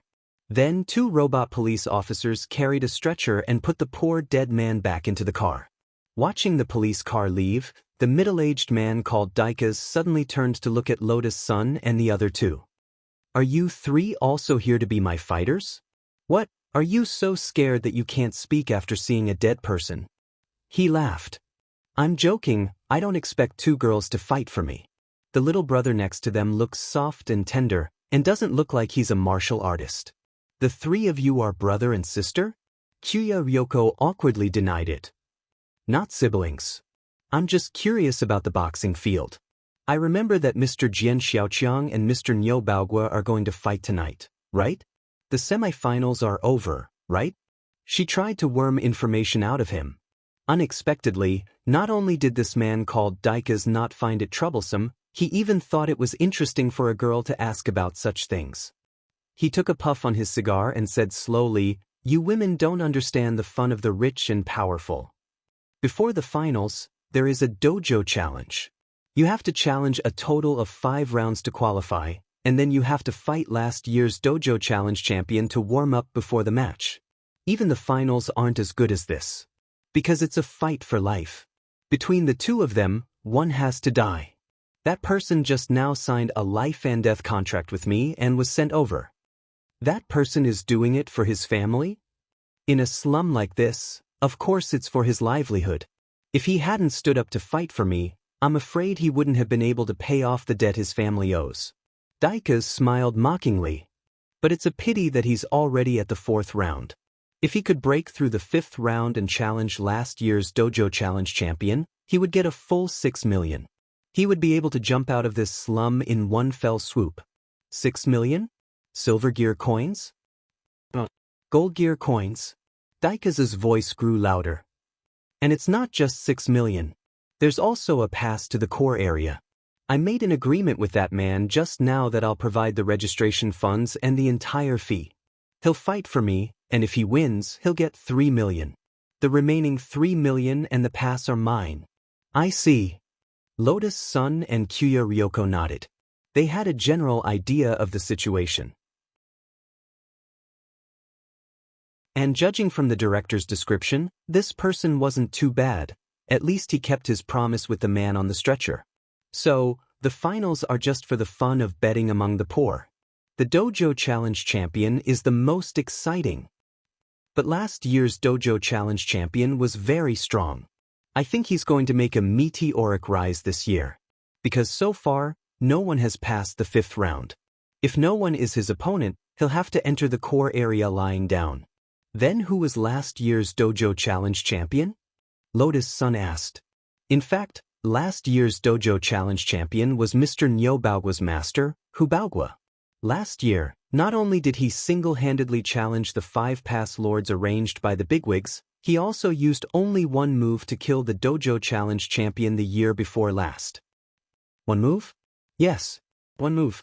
It said that when he used it, he was so fast that people couldn't see his movements. By the time they reacted, he'd already hit the ground. Those who saw it at the scene only saw a flash of lightning and thunder. And this move was also called by him Lightning 5 consecutive whips. The more Dekars spoke, the more agitated he became. The veins on his forehead bulged, and he had to rub his twitching temples. I'm sorry, I was too agitated and talked too much to you girls. Mr. Director, can I give it a try? Just then, Ryoko Kyuko took the initiative to step forward. Lotus Sun and the monk's eyelids twitched when they heard her request to fight. They hadn't expected Ryoko to do this at all. Of course, Ryoko wasn't just throwing her life away. She had just estimated the realm of that seriously injured man, and felt that he was at the peak late golden core stage. With the ghost talisman on her, she might be qualified to challenge him on her own. At the very least, there was Monk Golden Lamp to vouch for her, so it was very safe. Daikas laughed. A woman shouldn't join in the fun, although you don't look like one. Blue veins popped out on Ryoko's forehead. What do you mean? Daikas chuckled. Of course I'm talking about your chest. It's so flat that you're hardly a woman. Don't even think about the dojo challenge. As soon as he said this, he suddenly felt a powerful wave of negative energy in front of him. Ryoko mobilized the power of the ghost talisman and smashed her fist heavily into the ground. In her mind, she imagined Audiobook cheating on her, and with a man at that. Under this double fury, coupled with Daika's precise lightning strike, Ryoko Kyuko instantly erupted with unparalleled destructive power. Boom! Ryoko smashed a 10-meter-deep hole in the ground in front of the police HQ, and the nearby ground cracked as if there was an earthquake. This Lotus Sun and Monk Golden Lamp sucked in breaths of cold air at this scene. A woman caught in the act of adultery was indeed terrifying, and the most horrified was naturally this director Daikas. After being stunned for less than 3 seconds, his face instantly lit up with delight. Haha, who would have thought? Even I, Daikas, would make a mistake one day. Miss, I'm sorry for my slip of the tongue just now. I shouldn't have looked down on you and even attacked you. Although, Dekars didn't think that Ryoko Kamiya would grow breasts. As a man who had seen countless people, he could basically understand this with just one look. Ryoko patted the dust off her hands and looked at Daikas. There's no need for a life and death contract. In any case, I'll definitely win. But after I win, the pass is yours. As for the prize, I want 5 million gold. Interesting. Daikas laughed. Then it's a deal. But there's still less than 5 hours before the finals, which means you'll have to challenge 5 levels in a row. But there's a problem. 5 levels plus the Dojo Challenge King from last year, right? Ryoko, am not afraid at all. So your name is Ryoko? Daikas rolled his eyes. How about this? I'll get you a fake identity, and you'll be called Ryoko. No one uses their real names in that underground boxing ring. They all use fake identities to go in. Then can you get one for my junior sister and junior brother? Ryoko Kyuko took the opportunity to ask. Oh, so the 2 behind you are your junior sister and junior brother? Got it. Since it's Ryoko, oh no, it's Miss Ryoko's request, I'll definitely do it. Wait for me here, I'll get someone to make new IDs right away. Daikas was so excited that he rushed into the station. Seeing him leave, Ryoko hurriedly looked back at Golden Lamp, and then at the monk with a pleading look. Senior, can you help me, enlighten me? Golden Lamp. He knew it would be like this.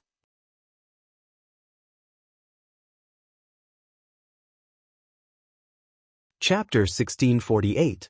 The entrance to the underground boxing arena in the slums of the Technology City was in a deep alley on 5th Ring Road. Deep in the alley was a sealed manhole cover, which was open to reveal the entrance. At the mouth of the alley were gun-wielding mechanical cultivators. These brawny men blocked the entrance tightly like a human wall, adding a layer of mystery to this restricted area. When Ajwa and the other two arrived, they were swept back and forth by these people's gazes. Ajwa shrank his neck back and had a faint sense of foreboding. It wasn't that he was afraid of these brawny men with big heads and thick necks, but inexplicably felt a strange coldness behind his back. And this wasn't the first time he had felt this coldness. It had actually been there ever since he had bought the drinks. Until now, when it had become more and more intense, after showing the ticket to the underground, one of the brawny men spoke in a gruff and low voice devoid of any emotion. One ticket can only allow 2 people in at most. Qin Zong was quick-witted. He took out a stack of silver gear coins and smiled, revealing his pearly white teeth. "Big brother, how about you make an exception? I was also introduced here by a friend. I came here to play, I don't know if I can still buy more." The brawny man took the stack of notes and sniffed at the fragrance.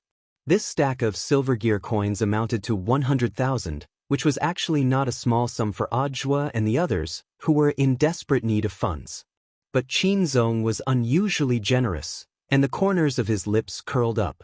"If this big brother doesn't mind, you can share the money with our brothers." The brawny man with the paralyzed face smiled coldly. "At least you know your manners. Then come in." He then gave the other brawny men a look, and they straightaway made way. "So it's the boss here." Seeing this scene, Qin Zong knew what was going on.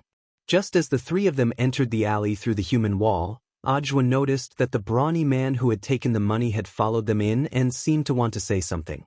"Sir, is this your first time here?" "Yes, it's my first time," Qin Zong answered truthfully. "The odds for the final are 1-6, and most people think that Jian Shaochang will win. But there's no point in betting on the final." The brawny man said in a gruff voice, "If this is your first time here, I suggest that you play a dojo challenge."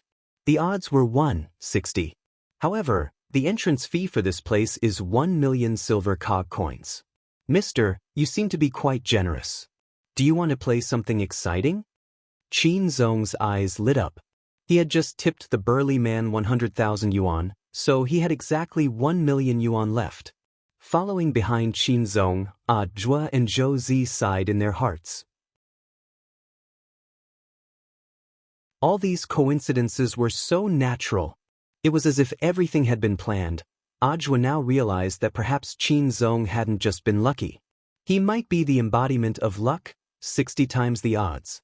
If he could win, they would get 60 million silver gear coins. Qin Zong's face was full of interest. "Then how do we get in?" The muscular man revealed an ugly smile and walked straight to the innermost part. He opened a manhole cover hidden under a blanket. "Gentlemen, please enter from here. This is the VIP passage." "I see. Thank you." Qin Zong nodded. "You're welcome, sir. I wish you good fortune." After saying that, the brawny man watched Qin Zong and the other 2 go in with a smile on his face. Then, he covered the manhole cover and carpet again. The underground boxing arena in the VIP area was a little different from what Ajwa and Qin Zong had imagined. These people were dressed in bright and beautiful clothes. Just from their appearance, they already looked like poor people. Ajwa frowned slightly. "These people are from the core area, right?" He could roughly guess a few things from the scene in front of him. The odds in the finals were only 1-6, so in the end, it was just the poor people's plate, while this dojo challenge was the real deal, where the rich and powerful looked for excitement. At the betting counter, a lot of people were discussing the dojo challenge.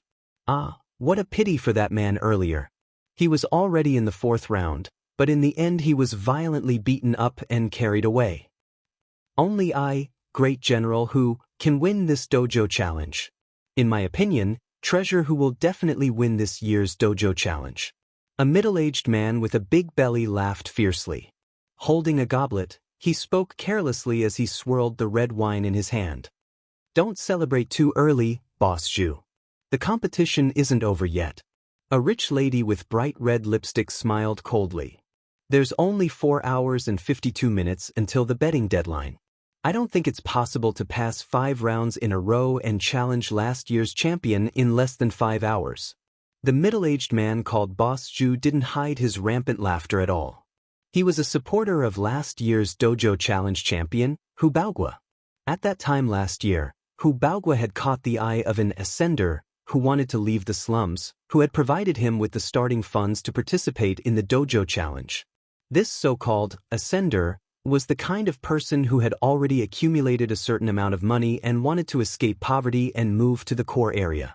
2 years before the dojo challenge, an ascender had come to participate on his own, but in the end he had died a violent death. Later, an ascender had come up with an idea.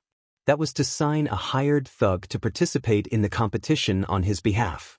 After the competition, the ascender would get his pass, while the hired thug would get his own money. With this money, the hired thug would have the capital to continue participating in the competition the next year. Furthermore, he would become the second year's arena master. The dojo challenge had been held for dozens of years now, and this was already an unwritten rule. Director Daikaz, who was working with Ryoko Kamiya, was in fact one of the senders. These people were chatting animatedly. Ajua, Qin Zong and Josie also understood what was going on. That was to say, the new challenger had to first defeat the 5 past guardians chosen by the bigwigs. Only after succeeding in all the challenges would he be able to challenge last year's dojo challenge king. The most important thing was that these past guardians all had spare tires. Once they were injured, they would be replaced by a new person. That was to say, no matter who challenged them, the first 5 past guardians would always be at full HP and MP. It doesn't sound very easy. Do we really have to bet? Ajwa frowned. Even he felt that the rules were too harsh. There were already less than 5 hours left. They had to challenge 6 people in a row. Unless there was a huge disparity in strength, this was almost an impossible task. This Director Zhu was also well aware of this, and he laughed again. As far as I know, the only one in the 10th ring who still has spare cash to sponsor the competition is that Director Daikaz. However, it was a pity that the hired thug he had just sent was already dead. There are less than 5 hours left. It's not like he'll force a duck onto a perch and randomly grab someone on the road, right? As soon as the man finished speaking, a roar of laughter rang out in the hall. Qin Zong ignored him and walked over to the betting counter. He took out the storage bag and asked, "Hello, can I still bet now?" "Of course, sir." The betting waitress gave a professional smile. "Please help me bet that this Mr. Hu Baogua loses." "Lose? Sir? I've checked. There are 1 million silver gear coins in your storage bag." After the waitress said this, a lot of eyes turned to Qin Zong. Qin Zong smiled slightly. "Please put me in."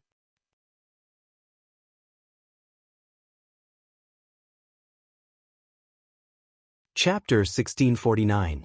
The voice was not loud, but it attracted the attention of the people around. There were less than 5 hours left, and the fighters that Director Daikaz had signed were all dead. There was almost no one in the entire 10th ring who had extra money to fund the next match. Zhu Yuanrun was not wrong at all. He was a big shot in the circle of influential people in the core area, and he actually had some shares in this underground boxing ring. What Zhu Yuanrun did not expect was that someone would bet on Hu Baogua to lose after hearing his analysis. In his opinion, this was something that was impossible to accomplish. "Young man, you're quite impressive. You bet 1 million silver gear coins right off the bat. This is probably your life savings, right?" Zhu Yuanrun chuckled. Although he was a little annoyed that someone did not listen to his analysis at this point in time and forcefully went against his words. But in fact, Qin Zong betting on Hu Baogua to lose was actually beneficial to him, because he was the one who bet on winning. What he was profiting from was this steady business. After he was sure that no one could challenge Hu Baogua, he immediately increased the bet and raised the odds to the current one. 72-60. Because of the huge capital, even if it was 1.72 times, it was still enough for him to make a lot of money. Qin Zong's bet only gave him 1 million more. He could not help but laugh in his heart. He would not be able to find a charity business like this that gave away money for free. In the end, just as he finished his sentence, The deafening sound of a gong rang out in the VIP area. Someone is beating the war drum. On the screen in the hall, a skinny cloaked man wearing a black cloak and a mask, accompanied by two other cloaked men wearing the same mask, and Dekars, who was grinning from ear to ear, appeared in front of everyone's eyes. Dekars? Why is it him again? Didn't his contracted fighters just? Zhu Yuanrun and the surrounding dignitaries opened their mouths wide at the same time, looking at this scene in disbelief. That Hu Baoguo was rumored to have unfathomable strength. Although the participant list said that he was at the peak of the late Golden Core stage, in reality, this realm was just fishing. This would cause people to mistakenly think that Hu Baoguo was very weak, and thus lower the overall standard of those hired thugs. After all, the signing fee of each thug was based on their realm. For example, the Golden Core stage fighter that Dekars hired previously was hired by him based on the data on the paper. This was Zhu Yuanruin's secret operation.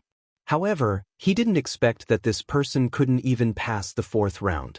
In reality, Hu Baoguo was a soul formation stage cultivator.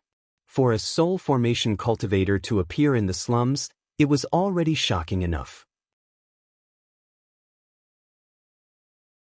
On the other hand, the person that Dekars found was ridiculously skinny. In Zhu Yuanruin's opinion, it would be difficult for him to even pass the first 3 tests. This Dekars. Is there something wrong with his brain? Why did he find such a short and ugly man to compete with? When Zhu Yuanrun said this, Daikas entered the venue with Lotus Sun, Jiogong, and Jin Deng. As soon as she entered the venue, Ryoko Kwamiya heard Zhu Yuanruin's arrogant voice.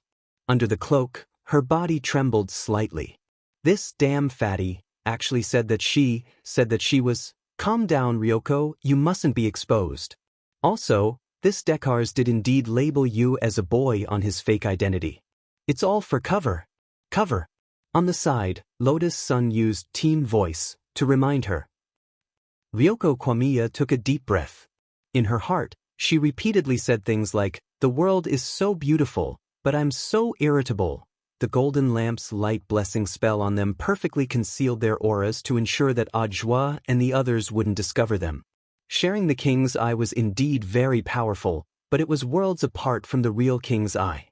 As long as the light blessing spell was strong enough, it would be impossible for the king's eye's power to penetrate it.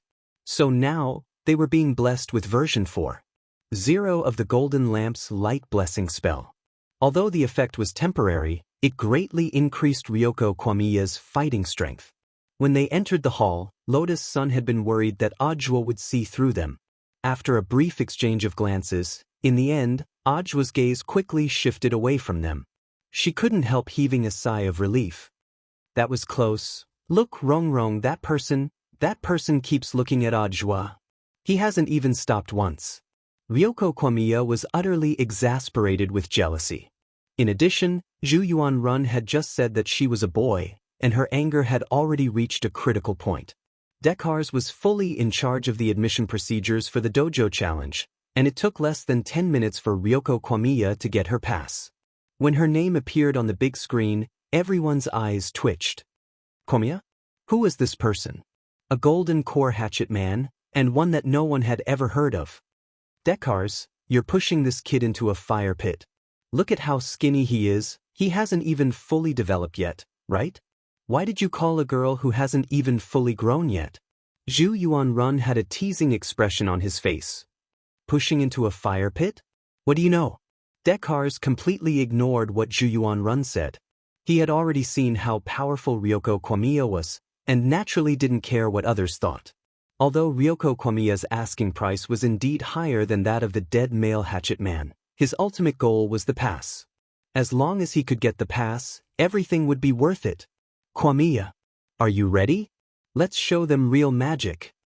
Dekars folded his arms and smiled confidently. Magic? In a sense, this could indeed be called magic. After the procedures were completed, there were only about 4 hours left. Zhu Yuanrun and his men were mocking them on the surface, but they were actually stalling for time. To challenge 6 people in a row in these 4 hours was simply unrealistic in the eyes of others.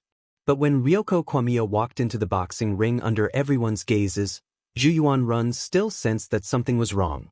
"What's wrong, Boss Zhu?" A manservant under Zhu Yuanrun came over and asked. When he saw Zhu Yuanrun raise his hand, he knew that the boss had something for him to arrange. "Go and call the 5 strongest people that we specially prepared for the dojo challenge. They will be the 5 past masters of this dojo challenge." Is this necessary? I feel that something is wrong." Zhu Yuanrun frowned. He knew Dekar's the best. Under normal circumstances, he wouldn't do useless things. Of course, the main reason was that the confidence on his face scared Zhu Yuanrun. About a few minutes later, the first past master that Ryoko Kwamiya would face had come to her. This was a man with 8 mechanical legs. People gave him the nickname Yogurt. "The first person is Crab?" Zhu Yuanrun sneered. "This person looks extremely clumsy, but he is extremely fast, extremely agile. And most importantly, these 2 iron gloves of his, they are the work of that lord." "That lord?" "Although that lord is just a disciple, even if he is a disciple, these iron gloves are enough to be fatal. This is a fist that surpasses the fear of death." "I see. It sounds very strong. And look at President Zhu, the man in front of him isn't wearing any gloves. Barehanded? He's courting death. A fist that surpasses the fear of death?" Kamiya Ryoko was startled and immediately clenched her fists tightly. Indeed, she wasn't wearing anything, only 2 delicate, meaty fists. But after version 4.0 of the illumination spell, she had nothing to fear at the moment.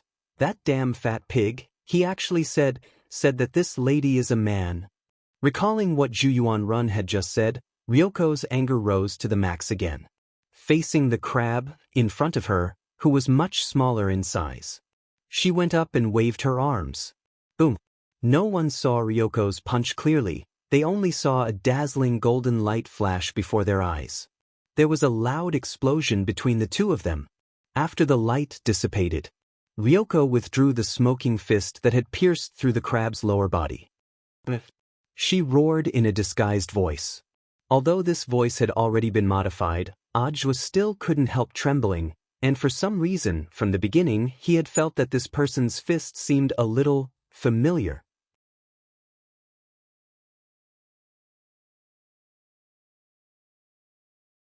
Chapter 1650. The Immortal shows the way. Punching the way. At the scene, a commentator cried out in surprise. Everyone was dumbfounded looking at this scene. It was really hard to believe that a fledgling newcomer could actually use the Immortal guides the way to defeat the burly crab. Fortunately, the crab's lower body was almost entirely made up of spare parts. Although it was connected to the pain nerves, it was not fatal. This punch seemed terrifying, but in fact, the crab only needed to replace the spare parts. But it had to be said that Jumiya Ryoko's punch had indeed hit the crab's vital point, trapping his body in place and making him unable to move.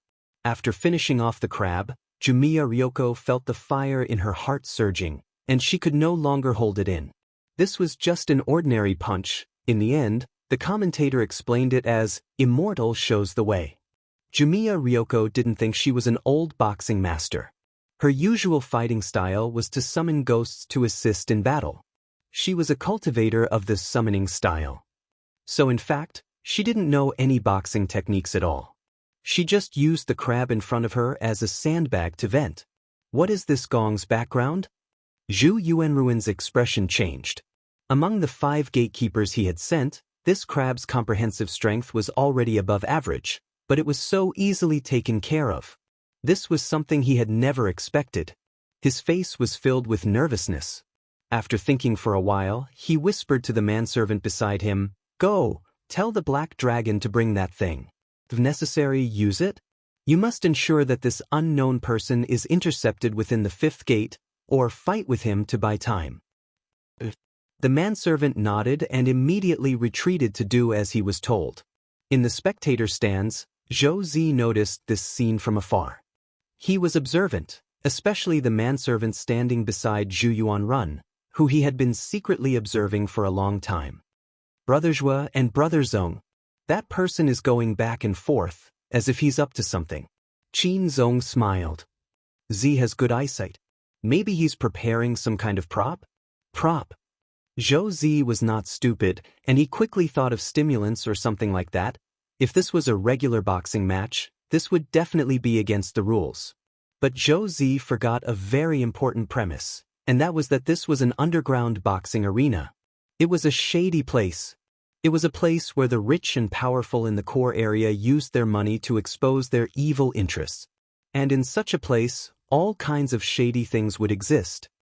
You don't have to worry too much, Z. This Mr. Gong will definitely win. No matter what tactics they plan to use, Qin Zong crossed his arms and said calmly.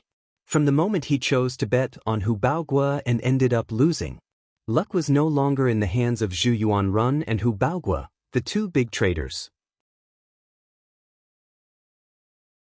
Zhu Yuanrun wanted to earn a stable income, but the appearance of this palace had disrupted his overall plan.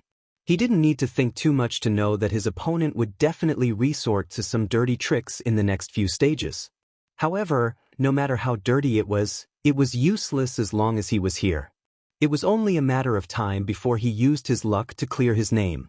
He might even shoot himself in the foot.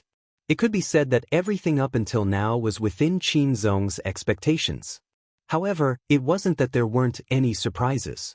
This was because Qin Zong noticed a strange phenomenon from the moment the man called Gong defeated the crab. Ajua, who had been standing next to him the whole time, was still trembling slightly. And for some reason, his complexion didn't look good. "Brother Zhua, are you feeling unwell?" Qin Zong asked. This voice made Ajua, who was deep in thought, shudder again. "No, I'm not feeling unwell," Ajua replied. His gaze was fixed on that incomparably fair little fist in the boxing ring. Although he still couldn't quite believe it, the more he looked at this hand, the more familiar it seemed. After all, he had only used Ryoko's hand a while ago with her permission. That kind of comfortable rhythm was something that couldn't be compared to when he was doing it himself. Ajua remembered. That had been his first time, and also Ryoko's first time. He had never been touched by anyone other than Ryoko, and it was also Ryoko's first time coming into contact with this kind of thing. Thus, this incident had left a deep impression on both of them. At least for Ajua. He had carved every inch of Ryoko's hand into his bones. But if this person really was Ryoko, why had she appeared here to fight in an underground boxing ring? And who were the other two people in the cloak? All kinds of questions lingered in Ajua's mind. Given the current situation and his understanding of Ryoko, the first person he thought of who would be able to fool around with her recently and get close to her was Lotus Sunday. As for the remaining person, he was definitely an almighty figure. Gu Xuanji, Crispy Noodles Dao Monarch, Monk Golden Lamp, all of them were possible. At that moment, Ajua's mind was spinning rapidly. If his inference was completely correct, then what was the reason for Ryoko and the others to hide their true identities, since they had already come to this illusory world of nothingness? Why didn't they acknowledge him? Ajua couldn't figure it out no matter how he thought about it, and had a very bad feeling about it. When he raised his head again, he found that Ryoko had already dealt with the 4 gatekeepers. There were still a full 3 hours before the dojo challenge ended. The last person she had to face was Zhu Yuanruin's strongest trump card, Black Dragon. Compared with the others, Black Dragon didn't have much of a showy appearance, and looked just like a normal human being. His muscles were well developed but not exaggerated, and were just the right type. At the same time, his skin was dark, and even the whites of his eyes were completely black. Apart from the fact that his eyes are a little strange, this person looks very normal, Zhou Zi said at that moment. "Hee, little brother, is this your first time watching Black Dragon's match?" A spectator sitting next to Zhou Zi in the stands laughed at that moment. He was covered in jewels from head to toe, and his 10 fingers were covered in glittering jewel rings. At first glance, it was obvious that he was a dignitary living in the core area. But from his tone, this person was very friendly, and without waiting for Zhou Zi to ask any questions, he continued, "A true mechanized cultivator is in the bones, not the skin. Take the crab from before, for example. He looks mighty and domineering, but in fact he's very easy to target. But Black Dragon is different. He's that lord's masterpiece. That lord? The founder of this technology city? Audra asked. Qin Zong was also very curious about this, because Zhu Yuanrun had also mentioned this word before. Although the stands were very far away, given Qin Zong and Audra's hearing, it wasn't hard for them to hear. No, just his disciple.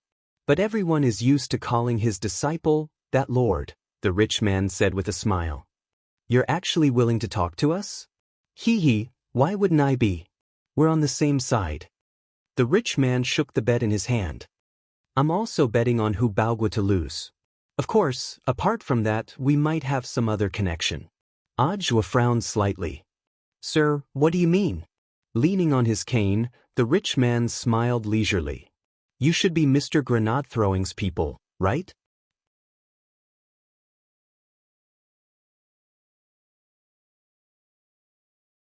Chapter 1651.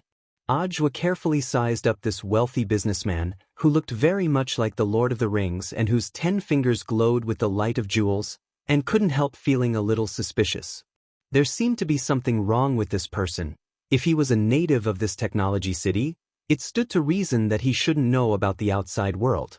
The more he looked at this wealthy businessman's eyes, the more he felt that they were somewhat familiar, as if he had seen them somewhere before.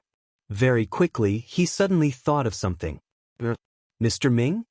Hearing Audra's words, the rich businessman's face visibly twitched, and he couldn't help laughing out loud. AI, how boring, I thought I'd be able to fool him for a little longer. Audra was utterly stupefied. He hadn't expected this wealthy businessman to actually be Wang Ming, but how on earth had Wang Ming done it? Possession? That was clearly impossible. He wasn't a cultivator. Could it be that he had used mental energy to control him? But in this world of nothingness, which was completely isolated from the outside world, no matter how smart Wang Ming was, he shouldn't be able to do this, right? I originally wanted to have a chat with this Shouchong, but unfortunately, someone beat me to it, Wang Ming said as he borrowed the wealthy businessman's body. The greatest advantage of controlling one's psyche was that this kind of disguise was almost impossible to see through.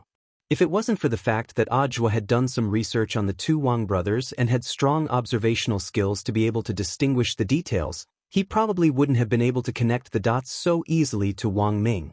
Naturally, luck had played a role in the speculation he had blurted out just now. Audra never thought that he would be right. Mr. Ming said that Shouchong has been captured? And brought here? Audra suddenly felt that the clues in this matter had become tangled and complicated. His original goal had been to follow behind Zhang Ziden and Li Xian, and his main goal had been to help Zhou Zi. That's right. Shouchong has a miniature transmitter that I developed and designed. When my brain waves tracked the device, it felt like I had accidentally fallen into a space-time crack. Left with no choice, I could only separate a portion of my brain waves to get out of danger, Wang Ming said. Wang Ming said, after a short period of time, the separated brain waves were transmitted to this space. The gecko cutting off its tail? Audra asked. Yes, you can understand it that way. Using the rich merchant's body, Wang Ming nodded and said, but this is an alternate space, after all. My separated brain waves were very weak, and I couldn't stay in this state for a long time. There was no other way, so I could only find someone who looked very rich to control. I see. Audra asked with concern, then isn't Mr. Ming in danger? I don't think it's dangerous. In any case, this separated brainwave is similar to your cloning technique. It won't affect my body. It's just that the duration is very limited. Wang Ming laughed. Fortunately, the fatty I possessed isn't just rich. His IQ was not bad either. In this way, I could generate new brainwaves through his brain, supplementing the brainwaves that I had separated from my main body. But with this method, the production is less than the consumption, so I won't be able to sustain it for too long. As Zhou Zi listened to Wang Ming's explanation, his mouth dropped open. Although he had no idea what Wang Ming was saying. Even so, he could understand the basic situation. The rich merchant sitting in front of them wasn't communicating with his main body, but had been possessed by some senior whom Audra knew. On the other side, Qin Zong was also very curious about Wang Ming's appearance. Could an ordinary human who wasn't a cultivator actually develop the human brain to such an extreme level? He marveled in his heart. Once again, he felt that the world was full of extraordinary things. Although he had accidentally fallen into a strange place from his original world, it now looked like he hadn't gained anything at all. Ajwa was full of admiration. As expected of Mr. Ming, only Mr. Ming can do something like this. Wang Ming waved his hand, and at some point he had started to learn to be modest. No need for formalities. I already know who this brother Z is. Why don't you introduce me to this brother with a very pale face? His name is Qin Zong, and he seems to be a strange man who fell from another space. After saying that, Ajwa whispered in Wang Ming's ear, Mr. Ming, there's something strange about this person. I feel that his luck is exceptionally good, Qin Zong. Wang Ming mulled over the name carefully. Then, as if he had suddenly been struck by something, he shuddered violently. Qin Zong, wasn't this the name of a character in the game cultivation emulator which Bai Qiao had designed back then? He had also participated in the development of this game back then, so it was still fresh in his memory. Of course, that wasn't the crux of the matter. The crux of the matter was that he remembered testing it back then. He had once created a character called Qin Zong in this game, and his luck value had been set to max. Interesting. Wang Ming couldn't help laughing in his heart. He looked at Qin Zong without batting an eyelid. He didn't dare confirm that Qin Zong and the character Wang Ling had created in the game were really related. But if this was true, it could also be considered strange news. Thus, Wang Ming took the initiative to stretch out his hand. Hello, Mr. Paper Man, Qin Zong. Realizing that he had let the cat out of the bag, Wang Ming stuck out his tongue in an attempt to brush it off. Sorry, I was thinking about something else just now. Hello, Mr. Qin Zong, nice to meet you. Qin Zong gave him his usual gentle smile. Since your brother was friend, you're also my friend. Since brother calls you Mr. Ming, I'll do the same. Of course, Wang Ming said with a smile. But then again, is Mr. Ming aware of your current identity? Of course, said Wang Ming. Because of the brainwave intervention, he had already completely figured out this rich businessman's background. This person is called Jabugui. He runs an auction house in the core area, so he's a reputable person. Sitting upright in a chair in the stands, Wang Ming smiled. Also, thanks to him, I know a lot of other information about the core area. For example, the lord that these bigwigs often talk about. After the boxing match, I can explain everything to you one by one. For now, let's watch the match first. Classmate Ryoko is working very hard. She's going to face this black dragon next. Classmate Ryoko? Hearing this, Zhou Zi was startled at first, and then looked at Wang Ming in astonishment. Mr. Ming, are you saying that the one on stage is sister-in-law? If I remember correctly, didn't you live with Ajwa for a while? Your sister-in-law's chest is so flat, can't you tell? After Wang Ming said this, Zhou Zi's face instantly turned red. Ajwa didn't know whether to laugh or cry. As expected of Mr. Ming, don't worry, I definitely didn't judge her based on her chest. Wang Ming smiled. The truth was that everyone's brainwave signal had its own unique frequency. In order to make it easier to identify acquaintances, Wang Ming had the habit of memorizing the brainwave frequency of anyone he had met before. Only Wang Ming could do this kind of unique identification. Thus, he didn't need to use any fancy tricks at all. He had already recognized Kumiya Ryoko the moment she appeared as the cloaked person. So, Mr. Ming also knows about the other two people? Ajwa asked curiously. Of course, Wang Ming said bluntly. One of them is Rongrong. I can't detect the frequency of the other's brainwaves, but I can tell that it's Senior Golden Lamp. Monks have a pure heart and few desires to begin with. It's really them. Ajwa couldn't say it out loud. But why did Ryoko and the others come here? I clearly told her. Girls in love are paranoid. I guess she's worried that when you're not in her line of sight, you'll flirt with someone else. Wang Ming laughed. Ajwa, really? Most likely. Wang Ming spread his hands. At that moment, This was a deep conversation between two men in love among the battle sect members present. Wang Ming said, "You don't know, Factor got so jealous a while ago that she deleted all the videos on my internet drive. They were my treasured collection for many years." "That's indeed a little unfortunate." Ajwa smiled bitterly. "It's not unfortunate, because they were originally used to confuse her. Don't tell me that people nowadays actually store their treasured videos on an internet cloud drive. Wouldn't it be a huge loss if they deleted them?" Wang Ming shrugged and said, "Like me, it's directly uploaded to my brain, so I can stream it anytime, anywhere."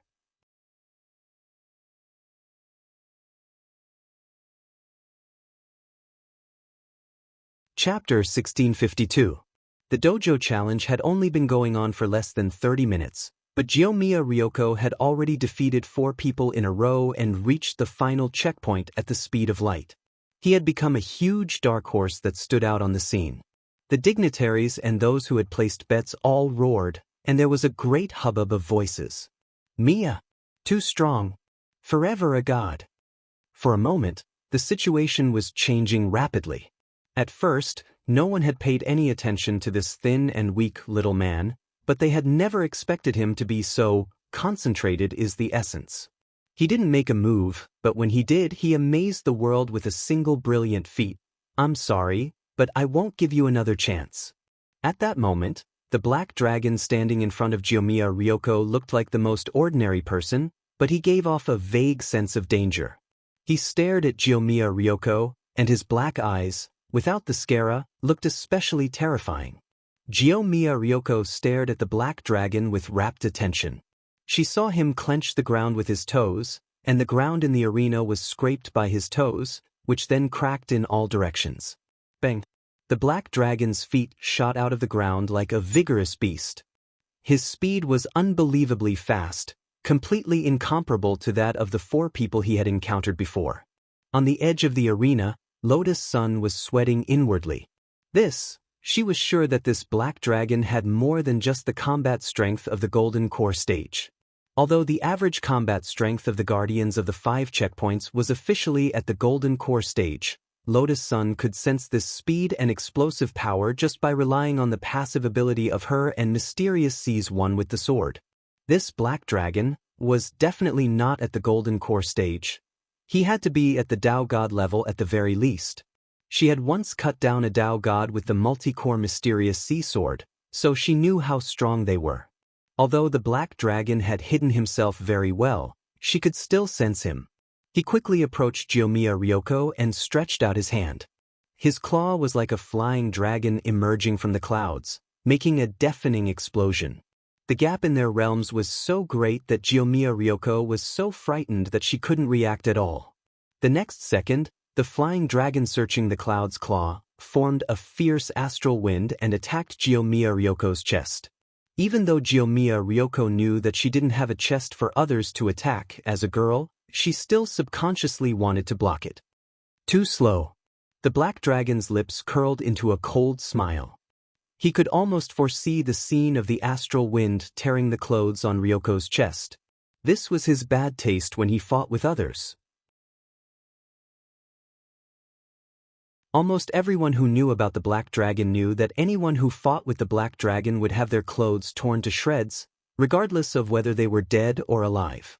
However, just as the black dragon's fingernails were less than half an inch away from Ryoko's chest, an incredible scene appeared. The black dragon iron claw that was about to hit Ryoko was blocked by a refracted golden light.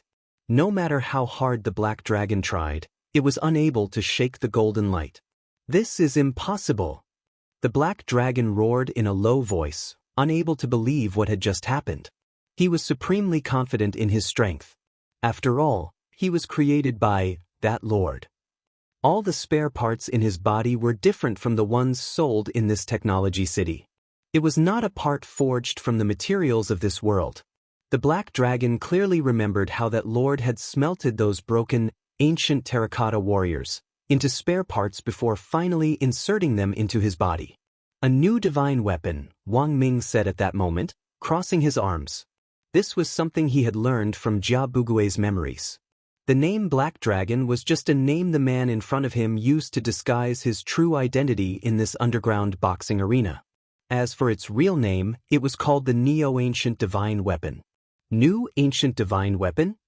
Ajwa immediately reacted. So the Lord who created the Black Dragon also had something to do with the creation of ancient divine weapons? He probably inherited it from the heartless ancestor, Wang Ming said. This Black Dragon is the original new ancient divine weapon. In other words, this Black Dragon is stronger than the ancient divine weapons Shifu encountered earlier, Ajwa murmured in his heart with a frown. He was secretly amazed at the changes in the old and new ancient divine weapons. The original ancient divine weapons were huge. Although they looked very lethal, they were in the end too bloated and looked a little cumbersome when they moved.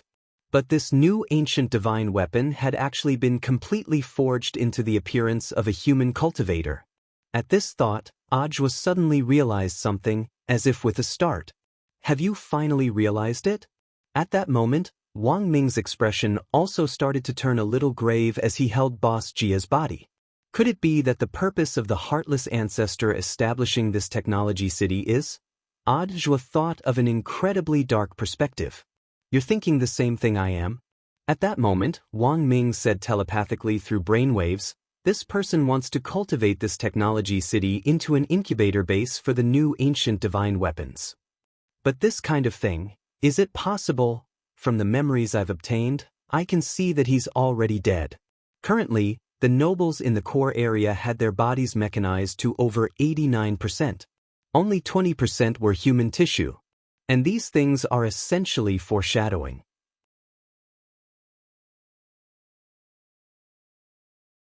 Wang Ming said. In fact, he hadn't been interested in this technology city at first, but after learning about the rich businessman's memories, he suddenly wanted to know more about it. It was purely an inspiration for the following research work on the new talisman. Mr. Ming said that he's laying the groundwork. These people are so mechanized. As long as we go deeper, we'll be able to kill them. As long as they go deeper, maybe they just need a chip to replace their brains. Then, everyone will become a human weapon. This kind of thing, who would voluntarily apply to replace their brains with a chip? Although it sounds a little inconceivable, based on how things are going, that's definitely what's going to happen next. Wang Ming said, human civilization has always been a process of continuous progress. Once the rumor that a chip brain is more reliable than a human brain gets out, in order to enjoy a longer and more luxurious life, there would definitely be people who would choose to do this. Then, a new wave of copycats will begin. Then if there's negative news, there can't be negative news. At that moment, Wang Ming said solemnly, these people have already been implanted with chips, and a simple program can seal their mouths. At that time, black and white will be reversed, and everyone in this technology city, from the nobles to the poor, will be completely fooled. When Wang Ming said this, Ajwa's mind was already filled with images. If the heartless patriarch's purpose in establishing this technology city was really to serve as an incubation base for the new ancient divine weapons, then once his plan succeeded, everyone in this technology city, he would have a new ancient divine weapon army with a population of hundreds of millions. While Ajwa was in a momentary daze, a shocking scene once again took place in the boxing ring in front of him. After several fruitless attacks, Black Dragon's accumulated anger unexpectedly reached its peak. Black runes rose from under his feet and wound around his legs like snakes before finally crawling all over his body. Ryoko Kamiya frowned deeply. This was a suffocating evil power. For some reason, Ryoko Kamiya felt a little disgusted. Lotus Sun sensed that something wasn't right with Ryoko. Senior Golden Lamp, there seems to be something wrong with Ryoko. The monk's face was calm. This is the power of Hell of Azura, which has a certain restraining effect on the Buddha light of the light blessing spell. Although it won't be enough to undo version 4.0 of the light blessing spell, it will definitely make Miss Ryoko feel uncomfortable. After all, she isn't a Buddhist, but the power of Hell of Azura specializes in attacking the heart. Lotus Sun became anxious. Then what should we do? Don't worry, Miss Rong. After thinking for a moment, the monk said, then, it's this poor monk's turn. Senior, You mean, in version 4. 0 of the light blessing spell, the person who is blessed has the right to use it to fulfill a wish. In a critical moment, this poor monk will be able to take over the body for the time being by silently reciting the Great Mercy spell. Is this okay? It's not a problem. In this poor monk's 1,000 lives, I've experienced being a woman.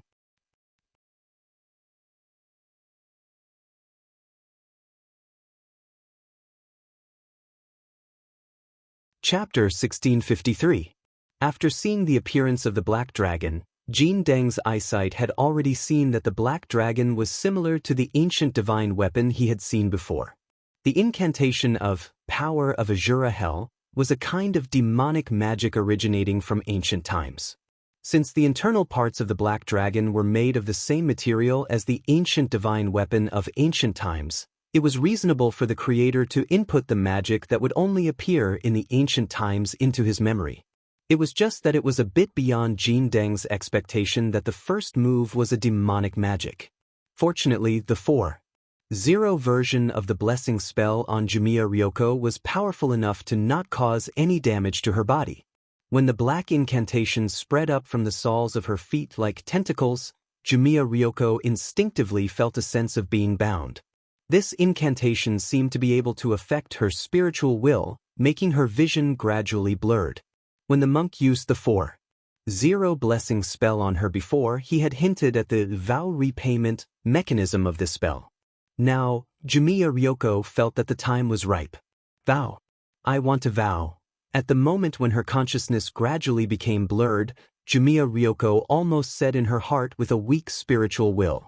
As soon as her voice died away, a burst of golden light burst out from under her cloak. The voice of Jin Deng sounded in her mind, Miss Ryoko, don't worry, this poor monk is coming. This poor monk will temporarily control your body with Buddha's will. After a short communication, the golden light emitted from Jumiya Ryoko became more dazzling. Under the blessing of the Buddha's will, there seemed to be boundless Buddha's light flowing out of every pore of Jumiya Ryoko. At the same time, there were Sanskrit characters invisible to ordinary practitioners lingering around Jumiya Ryoko. Almost in this short moment, Jumiya Ryoko's cells were strengthened under the blessing of the Buddha's will. Her spirit was also quickly melted away some illusory and evil forces under the supplement of the Buddha's will. Evil spirit, retreat. Jin Deng burst out the Buddha's voice through Jumiya Ryoko's mouth. Buzz. Bam. A ripple spread out with Jumiya Ryoko as the center. This was the Buddha's purification light, and it was controlled by the Buddha's most sage himself. In the face of this supreme purifying power, the Azura Hell power that the black dragon had unleashed was completely powerless, and it was quickly defeated in an unstoppable manner. In essence, the incantation of the power of hell was something with the power of withering, weakening, and aging. It affected the mind and then affected the cells of the human body. This curse of the devil path was comprehended by the creator of the spell from the daily lives of human cultivators. Nobody would have thought that somebody would seek inspiration from sloth and procrastination, a common disease among modern cultivators. Fortunately, Jin Deng acted in time. With the blessing of the great Buddha Dharma, a powerful purifying Buddha light swept across the entire arena. At this moment, the boiling underground arena fell into a momentary silence. After all, it was a powerful force unleashed by the most holy Buddhist teachings. For a moment, everyone in the boxing field began to reflect on the mistakes they had made recently. For a moment, Jin Deng heard many people's voices of repentance fall into his mind. I shouldn't have bought spinach. I shouldn't have spent so much money. I clearly knew that spinach wasn't good behavior. If I had known that it would be shopping day, I wouldn't have bought so many things. There's almost no space in the express delivery boxes at home. If I hadn't returned my wife's express delivery, maybe she wouldn't have divorced me. Of course, Jin Deng also heard some familiar voices among these repentant voices. A while ago, I shouldn't have said that the factor was small. Now that I see Yoshiko, I really feel like I was so wrong. Come to think of it, why is Aj was so into this? Since there's nothing, why don't I just find a man? I should be a little bolder. As expected, Yoshiko's hand alone isn't enough to satisfy me. Men should be more honest sometimes. I never thought that Yoshiko would actually be jealous of me. What a cute girl. If I had known earlier, I would have listened to Gu Xuanji, that guy, and obediently provided him with a few crispy noodle snack packets before carrying out this mission. Otherwise, I wouldn't have jumped the world line and come to this strange place. Even if I admire Brother Joie, I shouldn't have secretly taken pictures of him every day. If this goes on, I feel like I'm going to turn into a peeping Tom. Sister-in-law is so jealous. What if she misunderstands that there's something going on between me and Brother Joie? These tight clothes are really tight around my chest area. Although classmate Wang Ling's milk candy is very sweet, as expected, I still can't eat too much at once. He gave me a sack of it on the old street last time, so much. Sure enough, he still likes me, right? But this milk candy seems a little too potent. Fortunately, it's only temporary, and Yoshiko won't be able to tell if I'm wearing tights. Otherwise, she'll be so envious. I'm actually called a man in a place like this. That's too disrespectful. Sure enough, in that place, you have to have something to be feminine.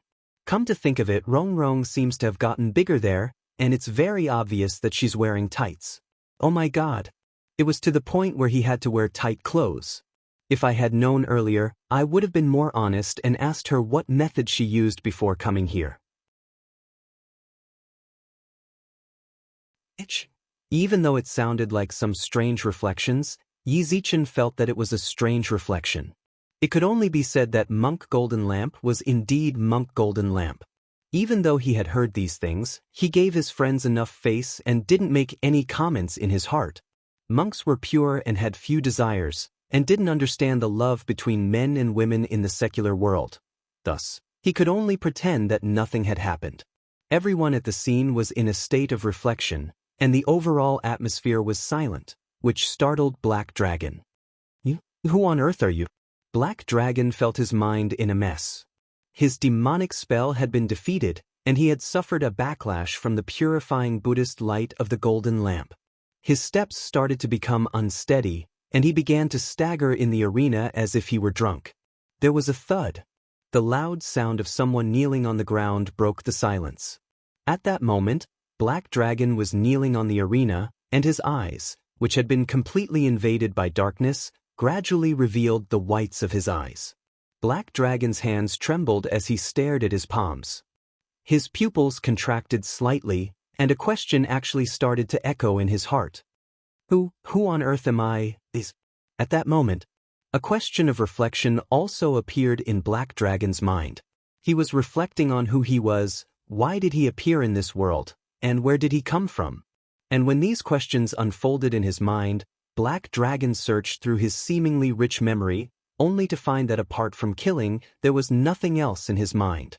All that was left was a blank space.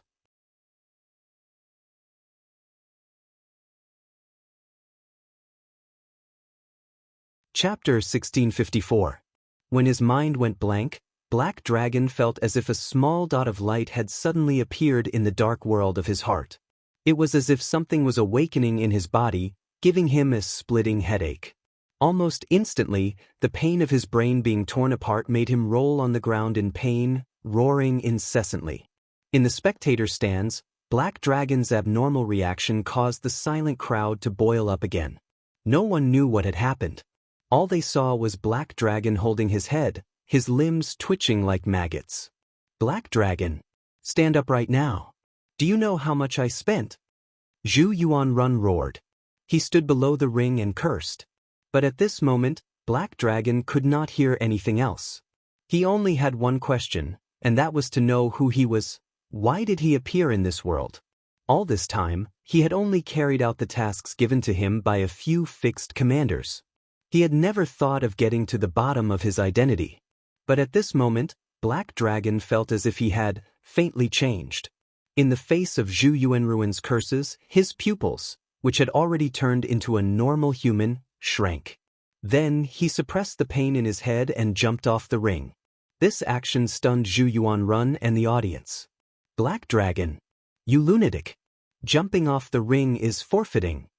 Zhu Yuanrun was furious. He never thought that Black Dragon would disobey his orders. This was a hired thug that he had hired from that lord. All the parts on his body were of the highest quality. Just the monthly fee alone was an astronomical figure. But Black Dragon was very useful. As long as Black Dragon went on stage, it meant that he would win. Zhu Yuanrun had spent a lot of money, but Black Dragon had made even more money by accurately punching for him in the ring. At this moment, Black Dragon expressionlessly walked in front of Zhu Yuanrun, grabbed him by the neck and raised him up high. "Speak, who am I?" Zhu Yuanrun could not breathe from Black Dragon's grip. His limbs twitched as he struggled. He used all the spiritual energy in his body to try to pry Black Dragon's fingers off. But Black Dragon was too strong. No matter how hard he tried, he could not move. Save me." Zhu Yuanrun felt like he was going to die. He had never imagined that he had spent so much money to buy the Black Dragon from that lord. How could he betray him? He had just renewed the fee 2 days ago. He clearly had the highest authority to command the Black Dragon. Buzz! Just as the Black Dragon was about to die, the golden lamp in the body of Kamiya Yoshiko suddenly made a move. A Buddha's light shot out from her fingertips and hit the back of the Black Dragon's hand precisely. The Black Dragon was in pain and had no choice but to separate Zhu Yuanrun. Then, with a stomp of his feet, he transformed into a cannonball and directly blasted a big hole in the ceiling, escaping from the underground arena. This palace was too much of a hindrance. And his commander wasn't just Zhu Yuanrun. There had to be someone who knew the answer he was looking for. Cough cough. Damn Black Dragon. Zhu Yuanrun was like a stray dog, lying on the ground and coughing for a long time before he stood up shakily. "Director Zhu, are you all right? That Black Dragon has gone berserk. What should we do now?" Just as the Black Dragon was about to go berserk, a few servants who were hiding far away came over one after another. "What should we do?" "Put him on the wanted list." "How dare he do this to me?" Zhu Yuanrun rubbed his red neck. His expression was still painful. "Yes, Director Zhu," the servant replied. "There is one more thing, Director Zhu." "What is it?" Mr. Hu Baogua ran away." "Ran away?" Zhu Yuanrun was so angry that he almost fainted. He almost lost his balance. This result could be said to be unexpected, but it was reasonable. The Black Dragon's battle strength was originally above Hu Baogua's. Even the Black Dragon was suppressed, and with Hu Baogua's self-preservation personality, he definitely wouldn't continue the next match. But this way, the outcome of this dojo challenge was already very clear. He had lost completely. In the end, the Black Dragon and Hu Baogua, one betrayed and the other ran away. He didn't even have the chance to secretly manipulate them. Why was he so unlucky this year? Yet, so many unexpected things had happened. This year's batch was really the worst he had ever led. "Director Zhu." "Then now, announce it." Zhu Yuanrun sat paralyzed on the ground. Although he liked to manipulate the situation behind the scenes and control the situation of the match, at this critical juncture, all paths of escape had been blocked. The only way out for him was to admit defeat. Although he would lose a lot of money, it wasn't like he couldn't afford to lose it all. Of course, there was actually another very important reason why Zhu Yuanrun was so willing to admit defeat. Just now, Kamiya Yoshiko had saved his life from the Black Dragon. After the announcement, "Bring this Mr. Gong and Dekis to my office. Also, call his companions to my office." Zhu Yuanrun rubbed his throbbing temples, waved his sleeves, and left the scene surrounded by everyone. When the bunny girl whom Zhu Yuanrun had arranged came on stage to announce the winner was Gong, Ajwa still couldn't believe it. He admitted defeat just like that? All paths have been blocked. What else can he do but admit defeat? Qinzong laughed. "I thought he wouldn't admit defeat, but I didn't expect him to be such a straightforward person. Maybe it has something to do with Miss Yoshiko saving him just now? But what on earth is going on with that Black Dragon? I feel like he's a different person." Ajwa frowned. It seems that the stability of this new divine weapon is still a little lacking. That purifying Buddhist light just now made him start to think about life. Wang Ming said, as highly intelligent life forms created by humans, it's theoretically possible for these intelligent life forms to develop self-awareness. Things were becoming more and more interesting to Wang Ming. According to the odds, we can get a total of 60 million yuan, Qin Zong said at that moment. I think we should go look for Senior Immortal and the others to make up first. Senior Immortal is also here? Yes, and with Loopy Toad, said Wang Ming. With his brain waves, Wang Ming was already incomparably familiar with sensing the waveforms of these acquaintances. Of course, the most important thing was that apart from grenade-throwing Senior Immortal and Loopy Toad, he seemed to have also sensed a very subtle fluctuation that seemed to be neither right nor wrong. It was a little like Wang Ling, but it wasn't quite like it. This guy. After another simple probe, Wang Ming couldn't help smiling bitterly in his heart. If his guess was right, Wang Ling probably hadn't personally come to this world. Instead, he was peeping, as expected, of Ling Ling. Even though they were separated by a space, they could still peek. Were peeping techniques now so powerful that they could project things across screens? On the other side, Kuya Ryoko and the others were led to Zhu Yuanruin's office. After a short wait, several of Zhu Yuanruin's manservants arrived at the scene with 10 suitcases full of cash. Because this was a shady business, most transactions in the underground boxing arena were in cash. Daikas counted the numbers lightly, and after confirming that there were no mistakes, he nodded with satisfaction. I never thought that President Zhu would actually keep his promise. This is a little unexpected. I thought this old guy would play Tai Chi with me. Daikas, you've gone too far. Speaking ill of people behind their backs. Am I, Zhu Yuanrun, such a shameless person? At that moment, Zhu Yuanrun walked in through the door, looking like an old capitalist in a suit and leather shoes. As soon as he entered, he bowed to Lotus Sun, Kuya Ryoko and Jean Deng. Thank you, Mr. Gong, thank you all. If it hadn't been for you just now, I'm afraid I would have died at the hands of the Black Dragon. Daikas smiled. President Zhu, apart from the bonus, it seems you're missing something. I know what you're talking about. I prepared it a long time ago. As he spoke, Zhu Yuanrun took out 4 rainbow crystal cards from his bosom. These are your passes. How come there are 4? Daikas stared at them with wide eyes. For passes. One of them was worth 20 million gold gear coins. This was wealth that people in the slums couldn't accumulate in their entire lives. One of them is for you. The other 3 are for Mr. Gong and his friends, Zhu Yuanrun said generously. He had acquaintances in the core area, so while these 4 passes had cost him some money, they weren't actually as expensive as their market value suggested. There are conditions, right? Kuya Ryoko asked in a changed voice. Mr. Gong is smart. Zhu Yuanrun said solemnly, actually, it's not too much. I hope that Mr. Gong can help me stop the Black Dragon. This guy has gone crazy, and I'm guessing that his next move will be to find other commanders.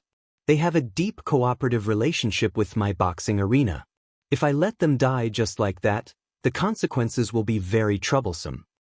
You're tuning in to the Passion Pages YouTube channel. We're so grateful for your support, and don't forget to subscribe to join us on this incredible journey through captivating stories. Your generosity through donations truly makes a world of difference, as it's the primary source of revenue that allows me to expand and enhance this channel for you. Thank you from the bottom of my heart for being a part of this adventure.